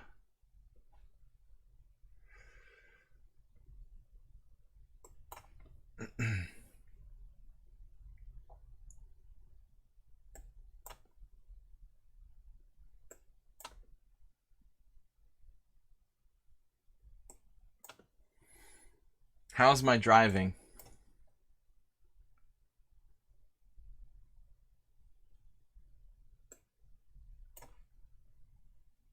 Master of the Stonewall Dutch from way back. Not my comfort zone. I feel like I'm overextended, you know? Queen d7 ruined it a bit. Back off with bishop d7. That was Mozart's opinion. Let me see. Quick look. What did I play? Queen d7, move 20. Just back off with the bishop. Okay, bring my queen up to f6. More of like a traditional sort of position for the queen. Actually, I could have played queen f6 directly, which I totally missed. I mean, let's just look at that. Still, I have the problem with the knight, though. Like, seriously, when I traded my, or when I moved my knight to g3, I mean, I was thinking of just like leaving it there. Is there any way I could sack a piece? I was joking, half joking about this, but like seriously. You know, you could temporarily leave it there. I mean, this is actually kind of scary for white, I would think. Still not clear. Anyways, very good game.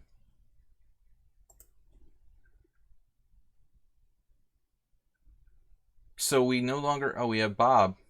I was going to say no subscriber challenges. We lost the master. I was just about to play him too. He chickened out. He's afraid. Bob Sacamano.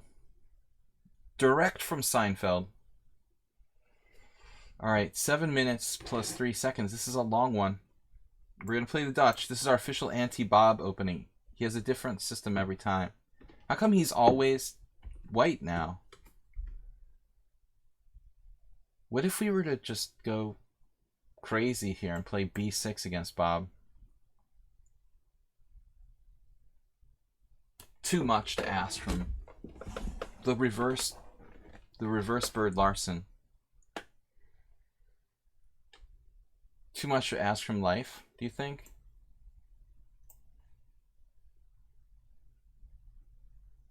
Uber driver, fan of h3 against the Dutch.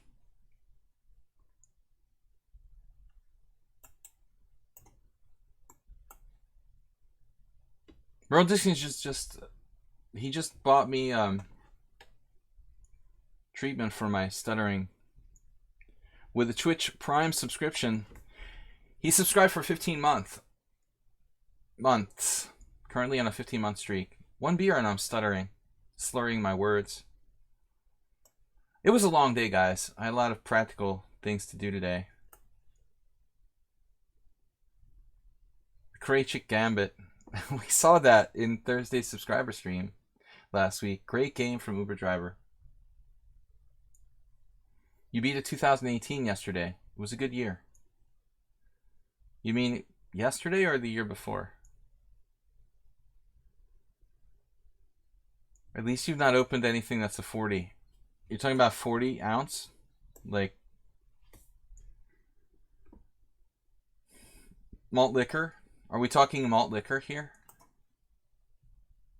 Oh, vodka 40%. All right. I thought we were going old school.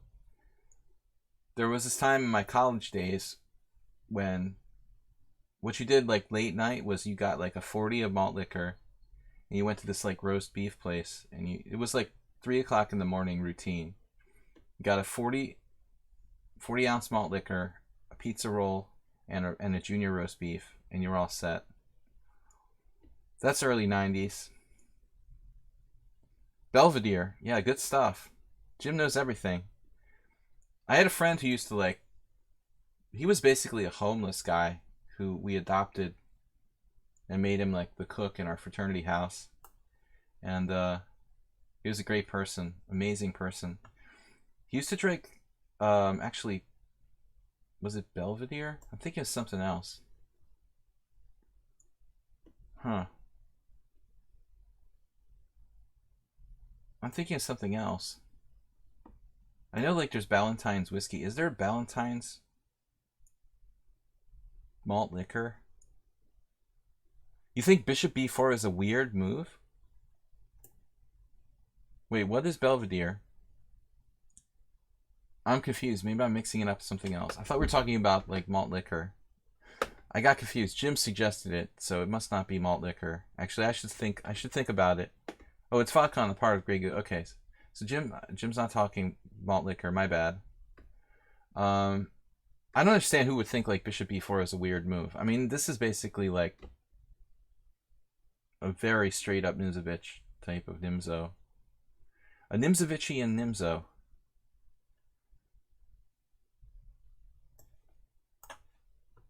That's as Nimzovichian as you can get. Belvedere is a vodka is what? A vodka. Well, it is a vodka. I'm just got it confused with something else. I was talking like malt liquor and got confused. Anyway. Vodka's dangerous. I like to drink that when I'm losing money in my home poker game. It was funny, my story with vodka. The first time I ever got drunk, it was from vodka. And basically, I wouldn't drink vodka for more or less 20 years. I never drank vodka. But eventually the effect like of hating it like wore off. It was like the only alcohol I wouldn't drink. Eventually I just kind of allowed it to enter my life. All right. My parents were gin drinkers. So I would probably go for that with our UK friends. I love when the stream like goes toward discussing alcohol. Just no food, because I get hungry and I haven't had my dinner yet. So we're not going to talk about food. We've doubled Bob's pawns. I thought Bob was going to bust the pawn sack like he did in the other. This is a really interesting moment to try to do like c5 like you did in that other game, Bob. Your last chance for c5, maybe. Paint stripper drinkers. He did it anyway. I can take with the b pawn now. It's the spirit of the thing, Bob.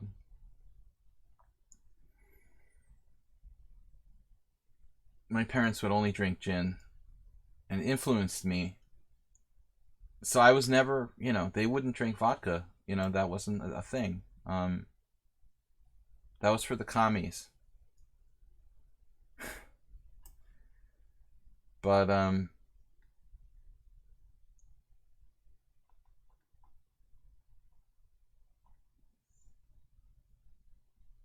what are we going to do? You got to drink what you've got. I like vodka, but it's not as tasty as gin. You have to admit. I think. 1 win equals $5 of food. Nice. I would do that.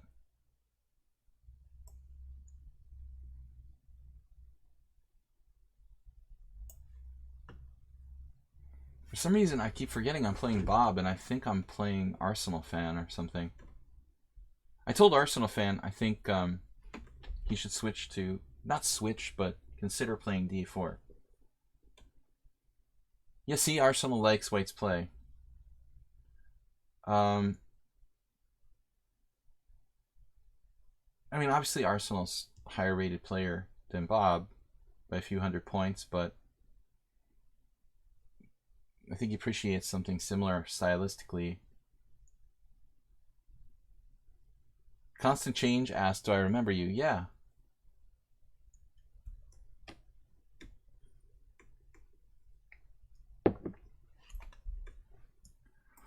Guys, we have 2 challenges from Como Kid and Trung Win. If we have no subscriber challenges, I will take those. We have 45 minutes left in the stream. How about a good old h4 opening? Just as the stone says down below. The stone? You mean the panda?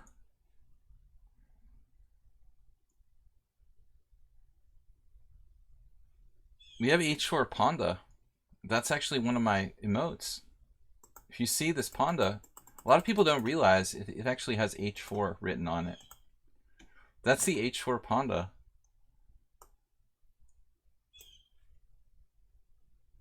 When I was on tilt and I would play blitz, especially when I was playing online poker all the time and I didn't really play much chess, h4 is my like go-to tilt opening where I just play that because I'm like tired or angry or just lost like 10 games in a row. I love h4. You know, it's seriously part of my life. Okay, Bob's doing a very good job of making this kind of tough. Am I threatening to win a piece here with g5? Apparently not. I don't play the Bon Cloud. I love h4. I would do like h4, h5 every single game, kind of like Magnus does in the tournament here, the lichess bullet arena with g4. I don't do the grob. I like h4 better than g4 because h4 weakens less squares. Of course, it doesn't make way for the bishop to come out, so you could probably argue that g4 is technically a better move than h4, but it doesn't weaken as many squares. You never lose 10 games in a row. h4, d5, h5, e5, h6. I never thought about that, Uber driver. I'll normally sack h6 if I can double the pawns or something to create long-term weaknesses in the opponent's structure. Can't believe we're having a serious discussion about that. Bob's hanging tough. A little too tough.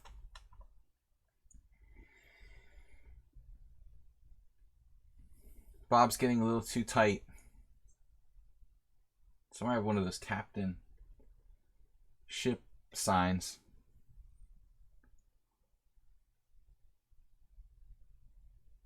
It says, where is it?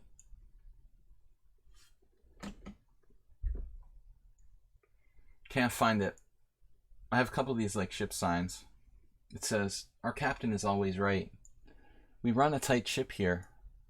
I collected these things when I was like a kid, and I never knew what they were for, but now I realize at the age of 39, I have these things collected so that I could use them in my chess stream when I'm middle-aged. Little did I know all along why I took these things.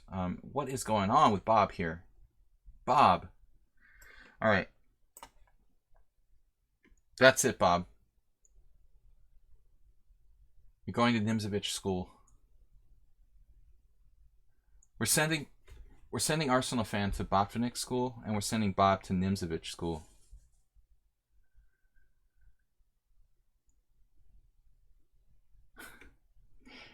If you're going to fool around, do it properly. The home run attack: f3, d3, king f2, f3, d3, king f2, king e3, king d2, king e1. That's cool. I don't know that one. I know the pork chop: f3, king f2, h4. It's kind of a hybrid. I learned that from Doug Brown. He was a master from New Jersey. Many, many moons ago. Doug was a good guy. So, good positional move. Queen c2, sir. What is new, sir? Get a little Dr. Seuss in on the Bobster.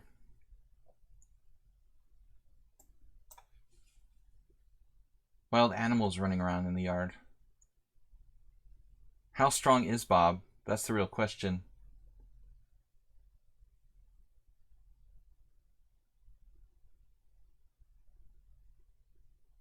Well, Sarah, thanks for joining us.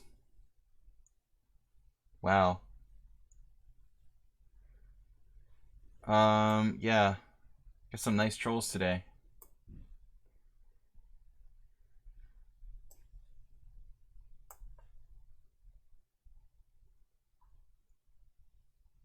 Mr. Bob. Should have played a4. Take care, Wasera. Another tough game. Oh no, a4 wasn't enough anymore. But his last move. Instead of taking on c5, a4, and Bob can put up resistance. Now he's lost this key square.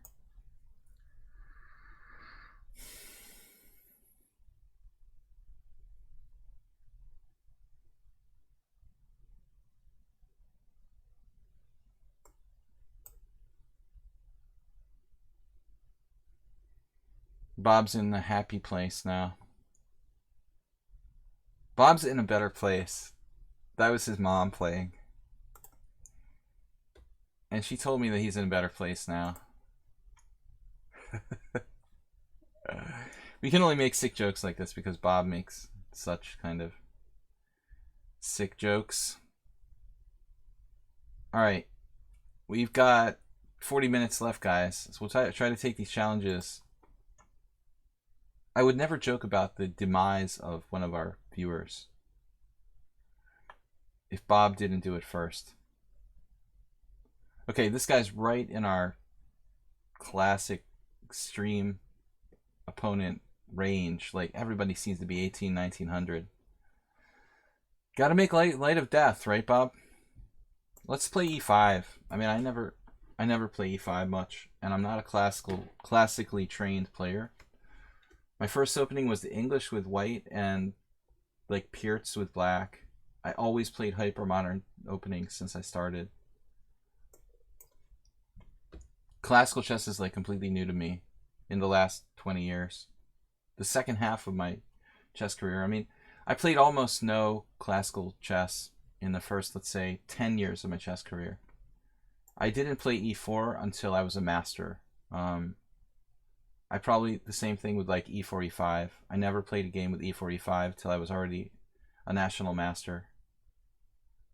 I didn't really study like classic books. I didn't study like Morphe's games. Let's say, like a lot of people. Did you know in the Petrov I can actually take on e4 immediately after knight c5? Yeah. FIDE Master Charlie Hurtan used to play that, a local guy here in New England. My coin dealer. Mr. Donkey. But as I said on the stream before, Arsenal, I think that the Afromeyev attack with like knight c6 is actually... queen e7 is actually better than Mr. Donkey's line.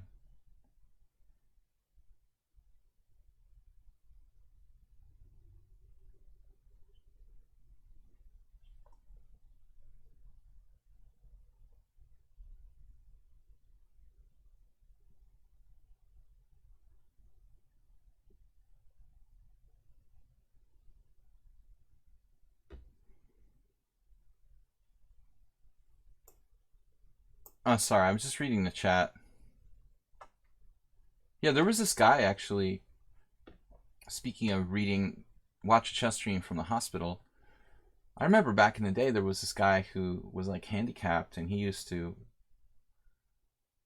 had like muscular dystrophy, or he was paraplegic. He used to watch chess online, and kind of off topic from what you're talking about, but I remember this guy actually called the ambulance. They saved his life because he was watching a chess site, like he was logged onto a chess site. Kind of related to what we're talking about, but not quite the same. Queen e2, ugh. This is why I want to stop playing the Petrov, basically. This is Nefedov's variation. There's just nothing you can do to try to play for a win. Ironically, Wesley So lost against Caruana, and so did Kramnik, unbelievably, in the system.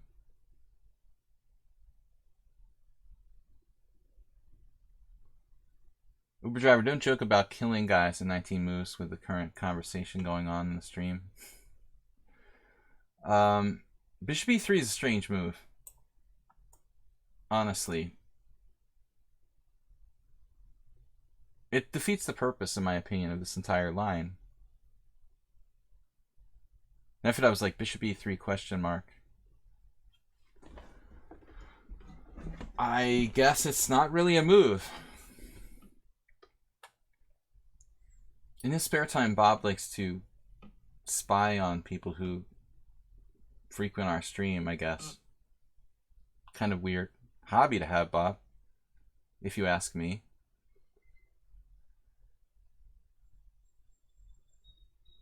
Too much time in your hands. Yeah, that's the issue. Simply too much time in your hands, obviously. It's like people who spend all their time, like, I had a Facebook friend recently put up a post like he was watching like National Lampoon's Vacation 2. I was like, dude, I can't even like play chess anymore. How do you have time to watch like bad old movies? I guess it wasn't that bad, but still. I wish I had time to watch old movies for the second time.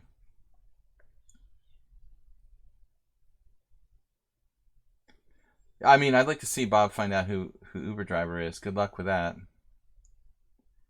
Uber driver's like the most secretive player on the stream. Even Bob couldn't figure it out.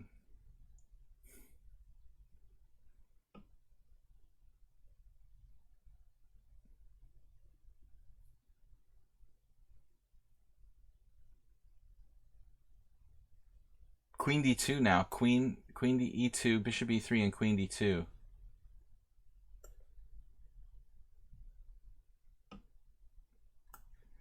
The Weed Master.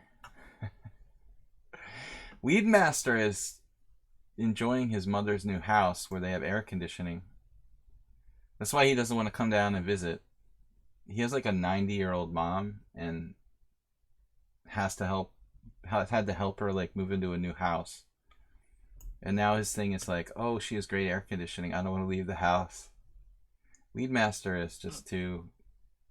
This is my friend International Master Joe, who was hanging out at my house a lot earlier this summer. Can you imagine, like, you don't want to leave the house because of the air conditioning? How lazy is that? He said he doesn't play chess anymore because he started to have kind of too much stress and have like claiming that he has like sort of anxiety from playing chess. I was like, what anxiety? Like, everybody has anxiety. I've had serious trouble in the past with anxiety. I mean, I don't think that Lead Master has a serious case. He's just got a serious case of laziness. If Lead Master's watching now, he might hear me saying this. His only disease is his laziness. Sladgie says, Arsenal fan says, after Queen E2, he likes to be called the weak keeper, I think. After Queen E2, I like Knight G4 and going for the dark square bishop. Joe did play the King's Indian defense. Yeah, you got to admit that's true. I mean, the King's Indian is really high maintenance.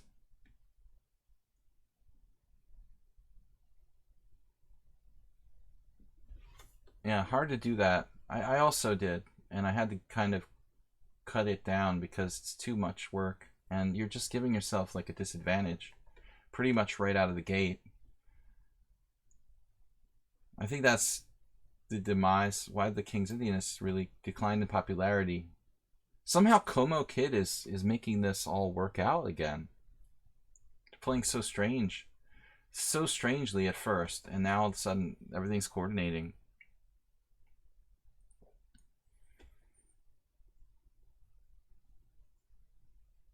Uber driver dies in crash after angry pedestrian beats him with a hockey stick. Ouch.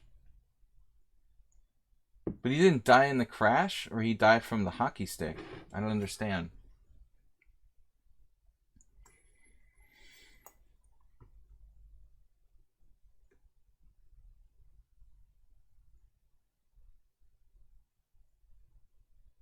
The title sort of I'm not going to click on that link.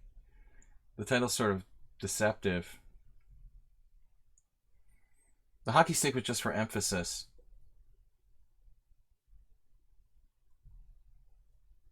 There's only one Uber driver. Uber's not allowed in Budapest. It sucks. They've totally banned it. That's the same in London, right? Is it possible in other parts of the UK to use Uber? Just in London?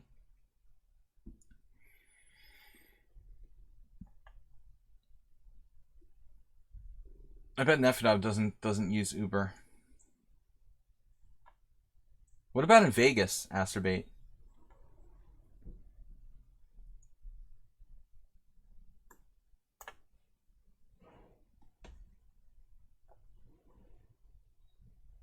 Taxis aren't that expensive in Budapest. Well, it's catching up. I almost got killed by a taxi driver years ago. I've told the story too many times. I'm not going to tell it again. I'm slightly exaggerating, but they did attempt to run me over. There is a lot of mafia taxis that cheat you. It's gotten much better regulated. Am I going to give this bishop up? Doesn't seem right. Man, I hate bishop h5, sack a piece.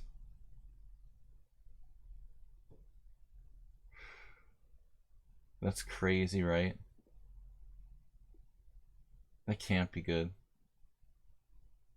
It's just too much. That's just not correct. Man, this guy's a weird player. Peasants are revolting.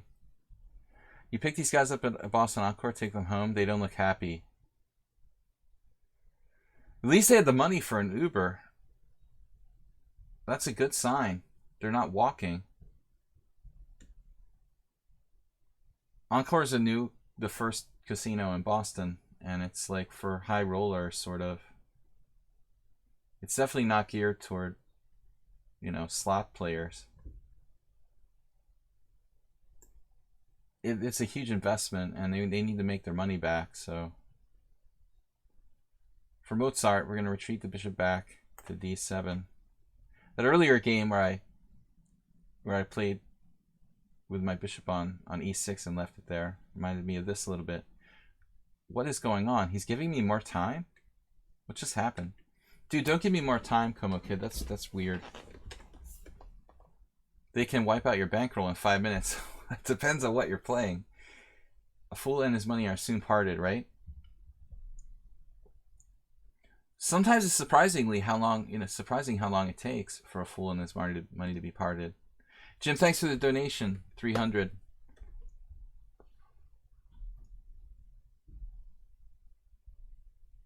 Well, you're definitely gonna get some. Do you think the idiom is classist? Maybe. But I don't think so. I mean, I never thought of it that way. Honestly. I guess it's all in how you, in your perspective, Arsenal fan. I never thought of it in that way. Man, Como Kid is a strange player, you gotta say. This guy has a kind of unique and unusual style. Queen b4. Knight h4, just probing. Alright, let's just... This is a little bit weak because I'm just allowing too much simplification. I could take with the pawn, though. Wasn't the plan, but maybe it's reasonable. Embarrassing his knight on h4 at the cost of letting that d-pawn have free reign. Kind of risky.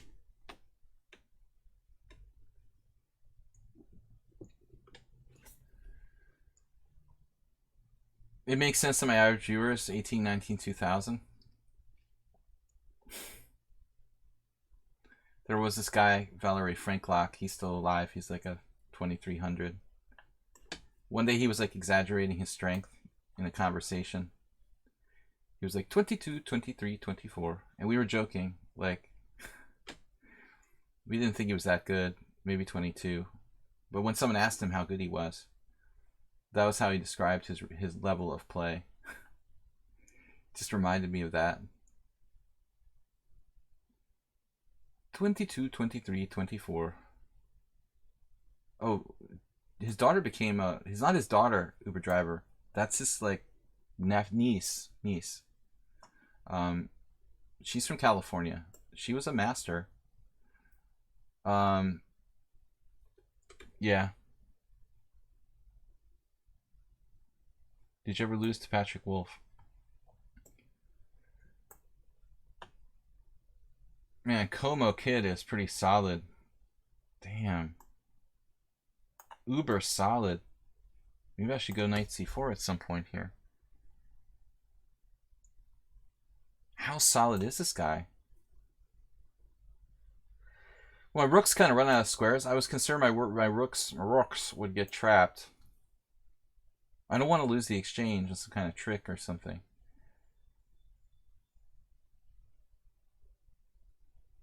He got invited to the U.S. Women's Championship? That's funny. Because his name was Valerie. That's ridiculous. I didn't know that. That's great. He's not a bad guy. He's just kind of annoying. He talks constantly.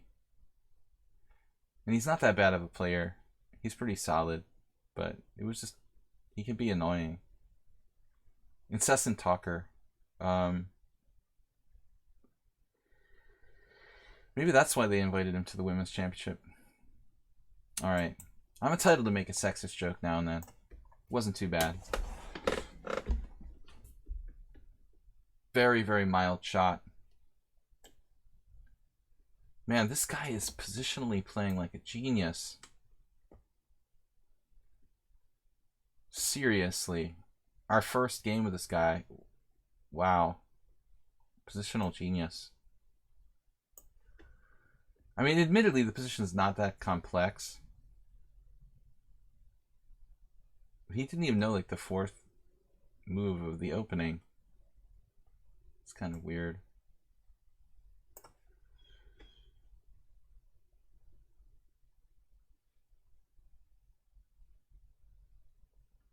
Now we have something, finally, anything. I'm gonna have to sack my queen now. Not quite. Deep breath. Tricky, tricky, tricky. Bishop b6 with no time left. Almost trapped my queen. Chess boss, you're right, dude.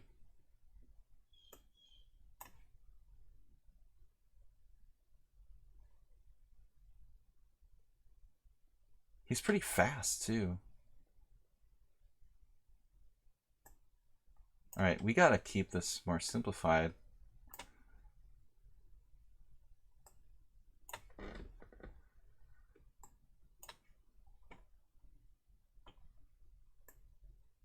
Good blitz player, apparently.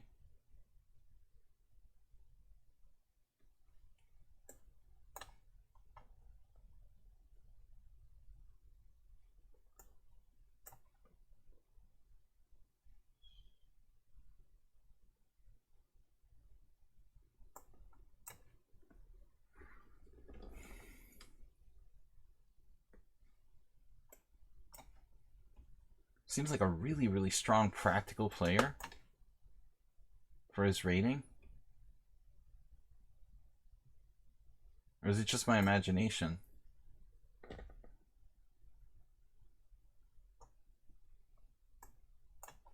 I just hung my H-pawn.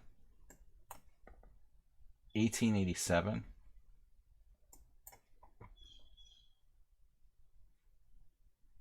Does he ever make mistakes? Not really.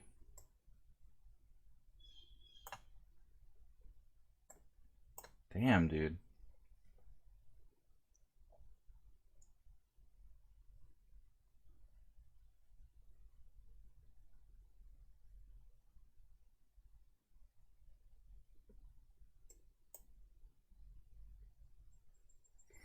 It's a pretty strong player.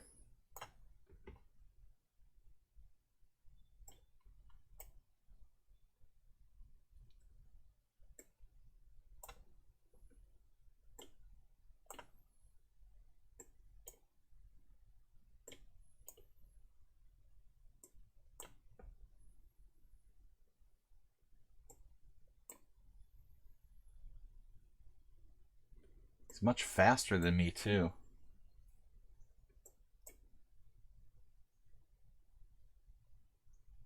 Another master rated 1800. It's pretty impressive. 1800 master. And then you've got to keep in mind, he added 3 minutes to my clock during the game or something. I mean, damn, dude. Okay. Yeah, thanks for the time, the extra time. If it wasn't for that, I probably would have lost to you. Okay, probably time for like one last game. No rateds. Don't want that to happen. Why does black not take the draw? Uber driver, what country are you from? I thought you're from like the US, but you were born in a Middle Eastern country, right? You just have Middle Eastern parents? Or one of them? I'm trying to figure out who Uber driver is. You were born in Dorchester but didn't live there long. Alright. Let's go to Connor. Connor's 2200. Trying to like secretly get Uber driver to reveal his identity with leading questions.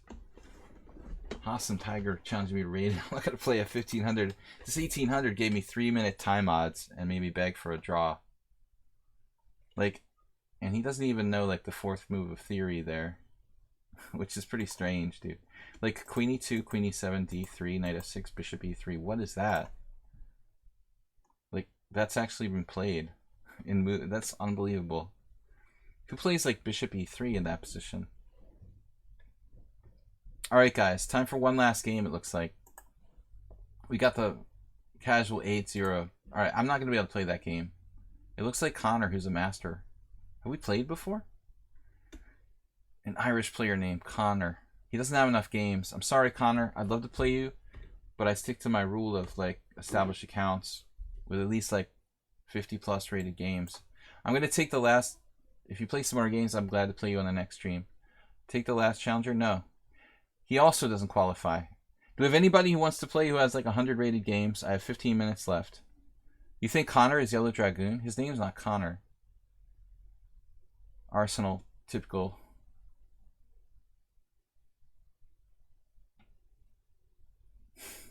All Irishmen are named Connor. Okay. You think he's Yellow Dragoon for real? Why would you think it's Yellow Dragoon? There's got to be like a lot of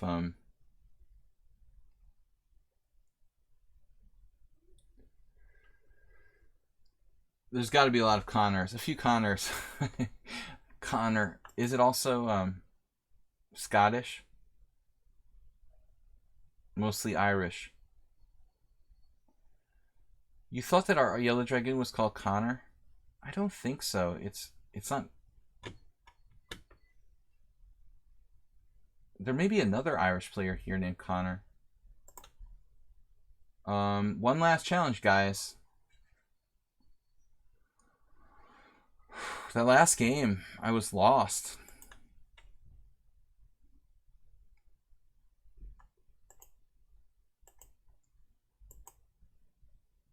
Apparently he's still winning here.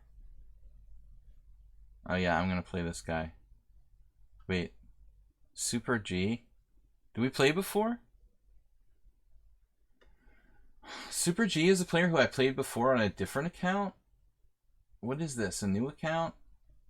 Dude? Alright, he's 2,600. Whatever. I played a similar rated account, and it was a different game, different name, but almost the same. It's got to be the same guy with a different account. Anyway, this is our last game. Strong in blitz, apparently.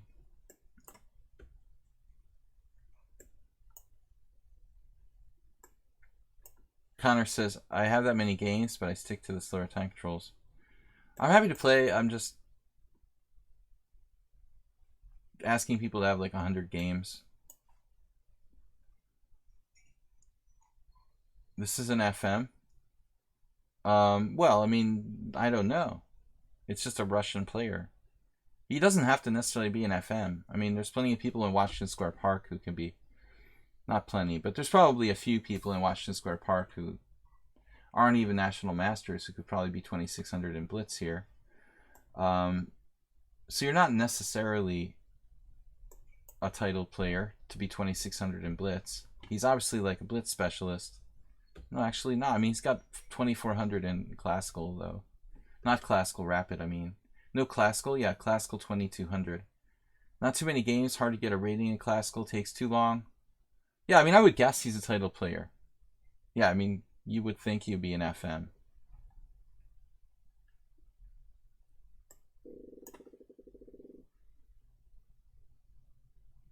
Why give lichess your information to get a title put in?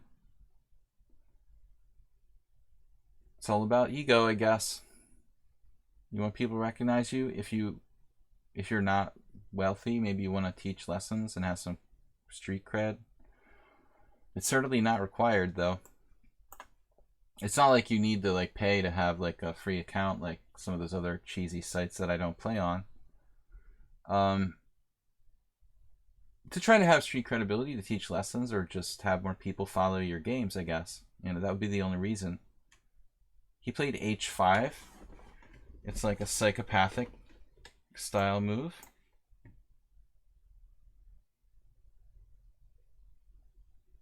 Alright, the gloves are off. So h5 is a pretty good move here. I mean, it's going to be a fast attack. If I give up my white square bishop, 95, 95, queen a4 check. Knight c6, bishop c6, bc6, queen b4. Scary threats on the h file. You know, I'm not sure that's so good for me. Maybe I should seriously consider an alternative, like not doing it. Let's just double check. 95, 95, queen a4 check. Knight c6, take on b4. He can't castle, but he can play like h4. How quick is my counterplay? Once I beat a strong Vietnamese player in this type of line, but this almost looks like some sort of home prep. Maybe it's just intuitive. I don't know. Let's see if this works.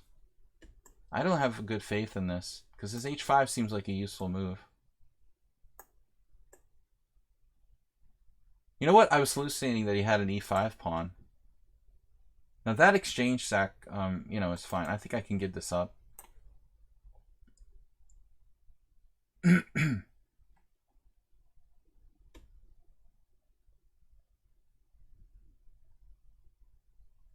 I really want to play rook a5 here.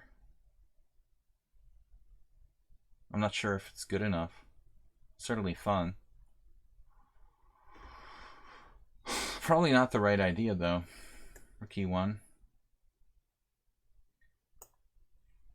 This is like a game I beat my teammate Win Hoin Min in a rapid game. Vietnamese GM. He's not a high rated guy. He's around 2450 now. But a good positional player. So this unfortunately is like one of the reasons why I kind of wanted to play, I guess, rook a5. To go back here now. Not really optimal. So he can castle, but does he want to castle? You know what I mean? e3. Trying to break out. Bishop a3. Need to get my pieces in the game too. If I play e3,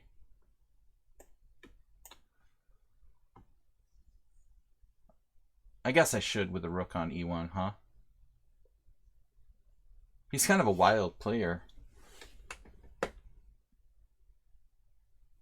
Just having fun. I think this guy played me with a different account. It was a draw a couple months ago. Almost certainly the same guy. It had a very similar name. Just spelled differently. There were a lot of interesting moves. Unfortunately, I'm at the end of my martini time. And I'm a little bit... My brain is starting to melt. It's getting toward martini time, in other words. So he just castled. Gotta take. And, you know, what we don't want to do is, I guess, get mated on g2, obviously. We also need to develop our pieces.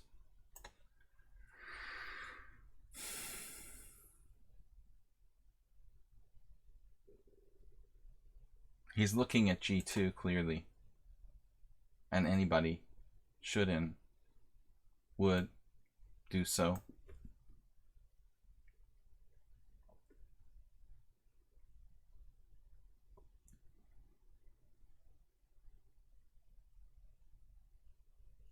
Knight b5. Queen c6 f3.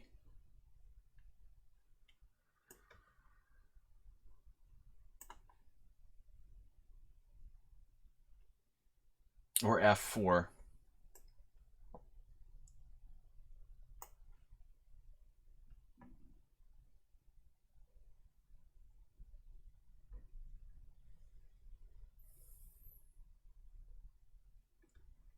My queen literally defends laterally. Literally laterally.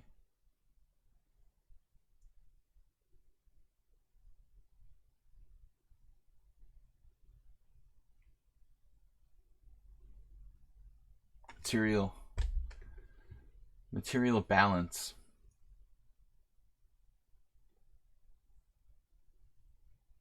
I don't really know what to take next. a7, which way do I take on d4? And anyways, it seems like black's position is decent. I was thinking of taking with the bishop on d4. I could also play like queen f2, though I guess objectively that doesn't do anything. So knight d4, what does that do? It's a tempo. I'll give it that. It opens the file for black. Ultimately, I feel like my knight is kind of a good blocker.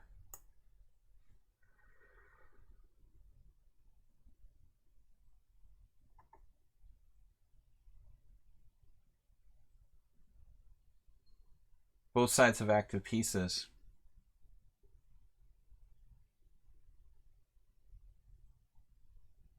See you later, Astrobate. Thanks for joining us.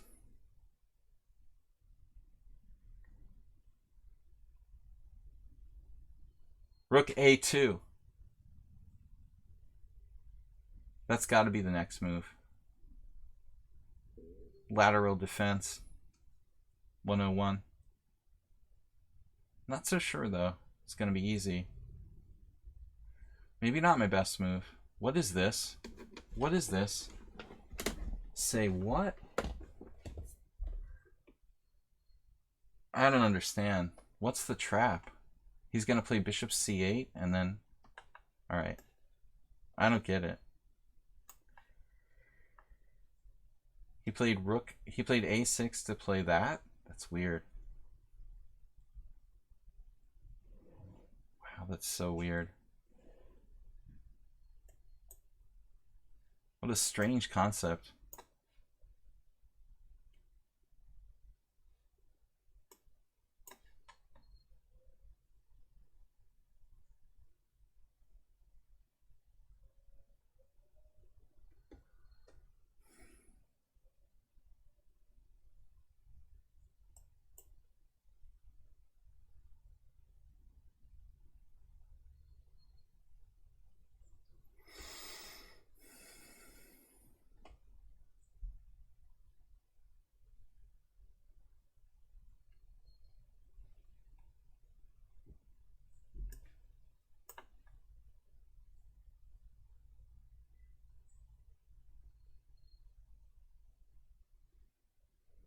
So I'm temporarily up a pawn, but I'm facing mate on f. Yeah.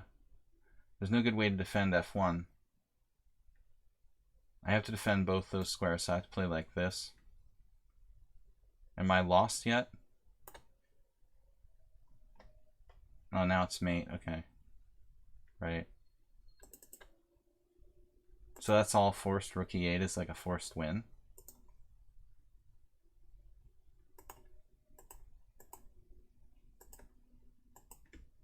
Oh, it's mate in 7 with rook e8. That's not suspicious or anything. Are you serious? Rook e8 is mate in 7. Let me guess, like a6 is the best move for black. I mean, get out of here, dude. That's, I don't know what you're doing there. That's a good way to like get your account banned from lichess, I guess. Why do you want to use a computer to play against me? You're going to find this mate in 7 with a6 and expect people to believe that's like a human move? Dude, you should totally be banned from lichess for that move. Damn, that's disgusting. That is ridiculous, dude. Oh, man. Why do I have to play a person like this for my last game of the stream? Seriously.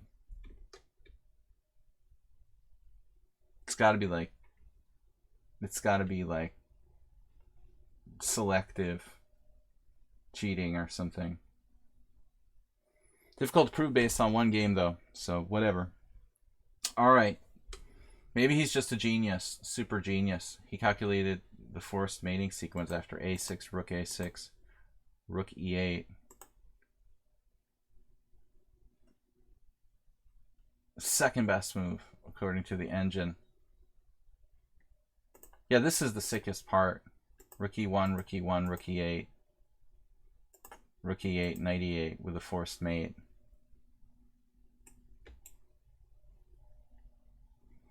He loses to Stockfish level 1 and 2 to 2-1 Bullet, and he's rated 2600. Dude, that's disgusting. Alright, we'll probably have to report him. I don't know. It's really sad. Anyway. Sorry to end the stream with a game like that. Very, very suspicious. Jeez. When was this account created? Just new. May 21st. Damn, dude. The coolest tactic ever, right? Oh well. Anyway. Claims he's not a computer. I'm sure. Just like our friend, Igor Rousas. I'll see you later, guys. Thanks everybody for joining me, supporting the stream. Jim, Merle, Dixon, never odd or even. Thanks to those of you who cheated with computers and wasted my time. I have other selected words for them, but anyway, I don't get the point. That was rated? What? Was my game rated?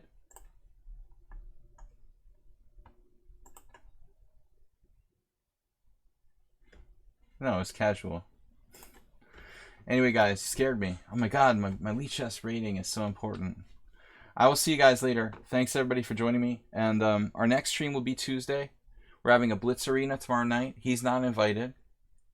We're going to be password protected. I will see you guys then. Have a great time. I'll see you on Tuesday. It was entertaining. Sorry for the last game. Thanks, Mr. Coffee, for being a mod. Bye-bye.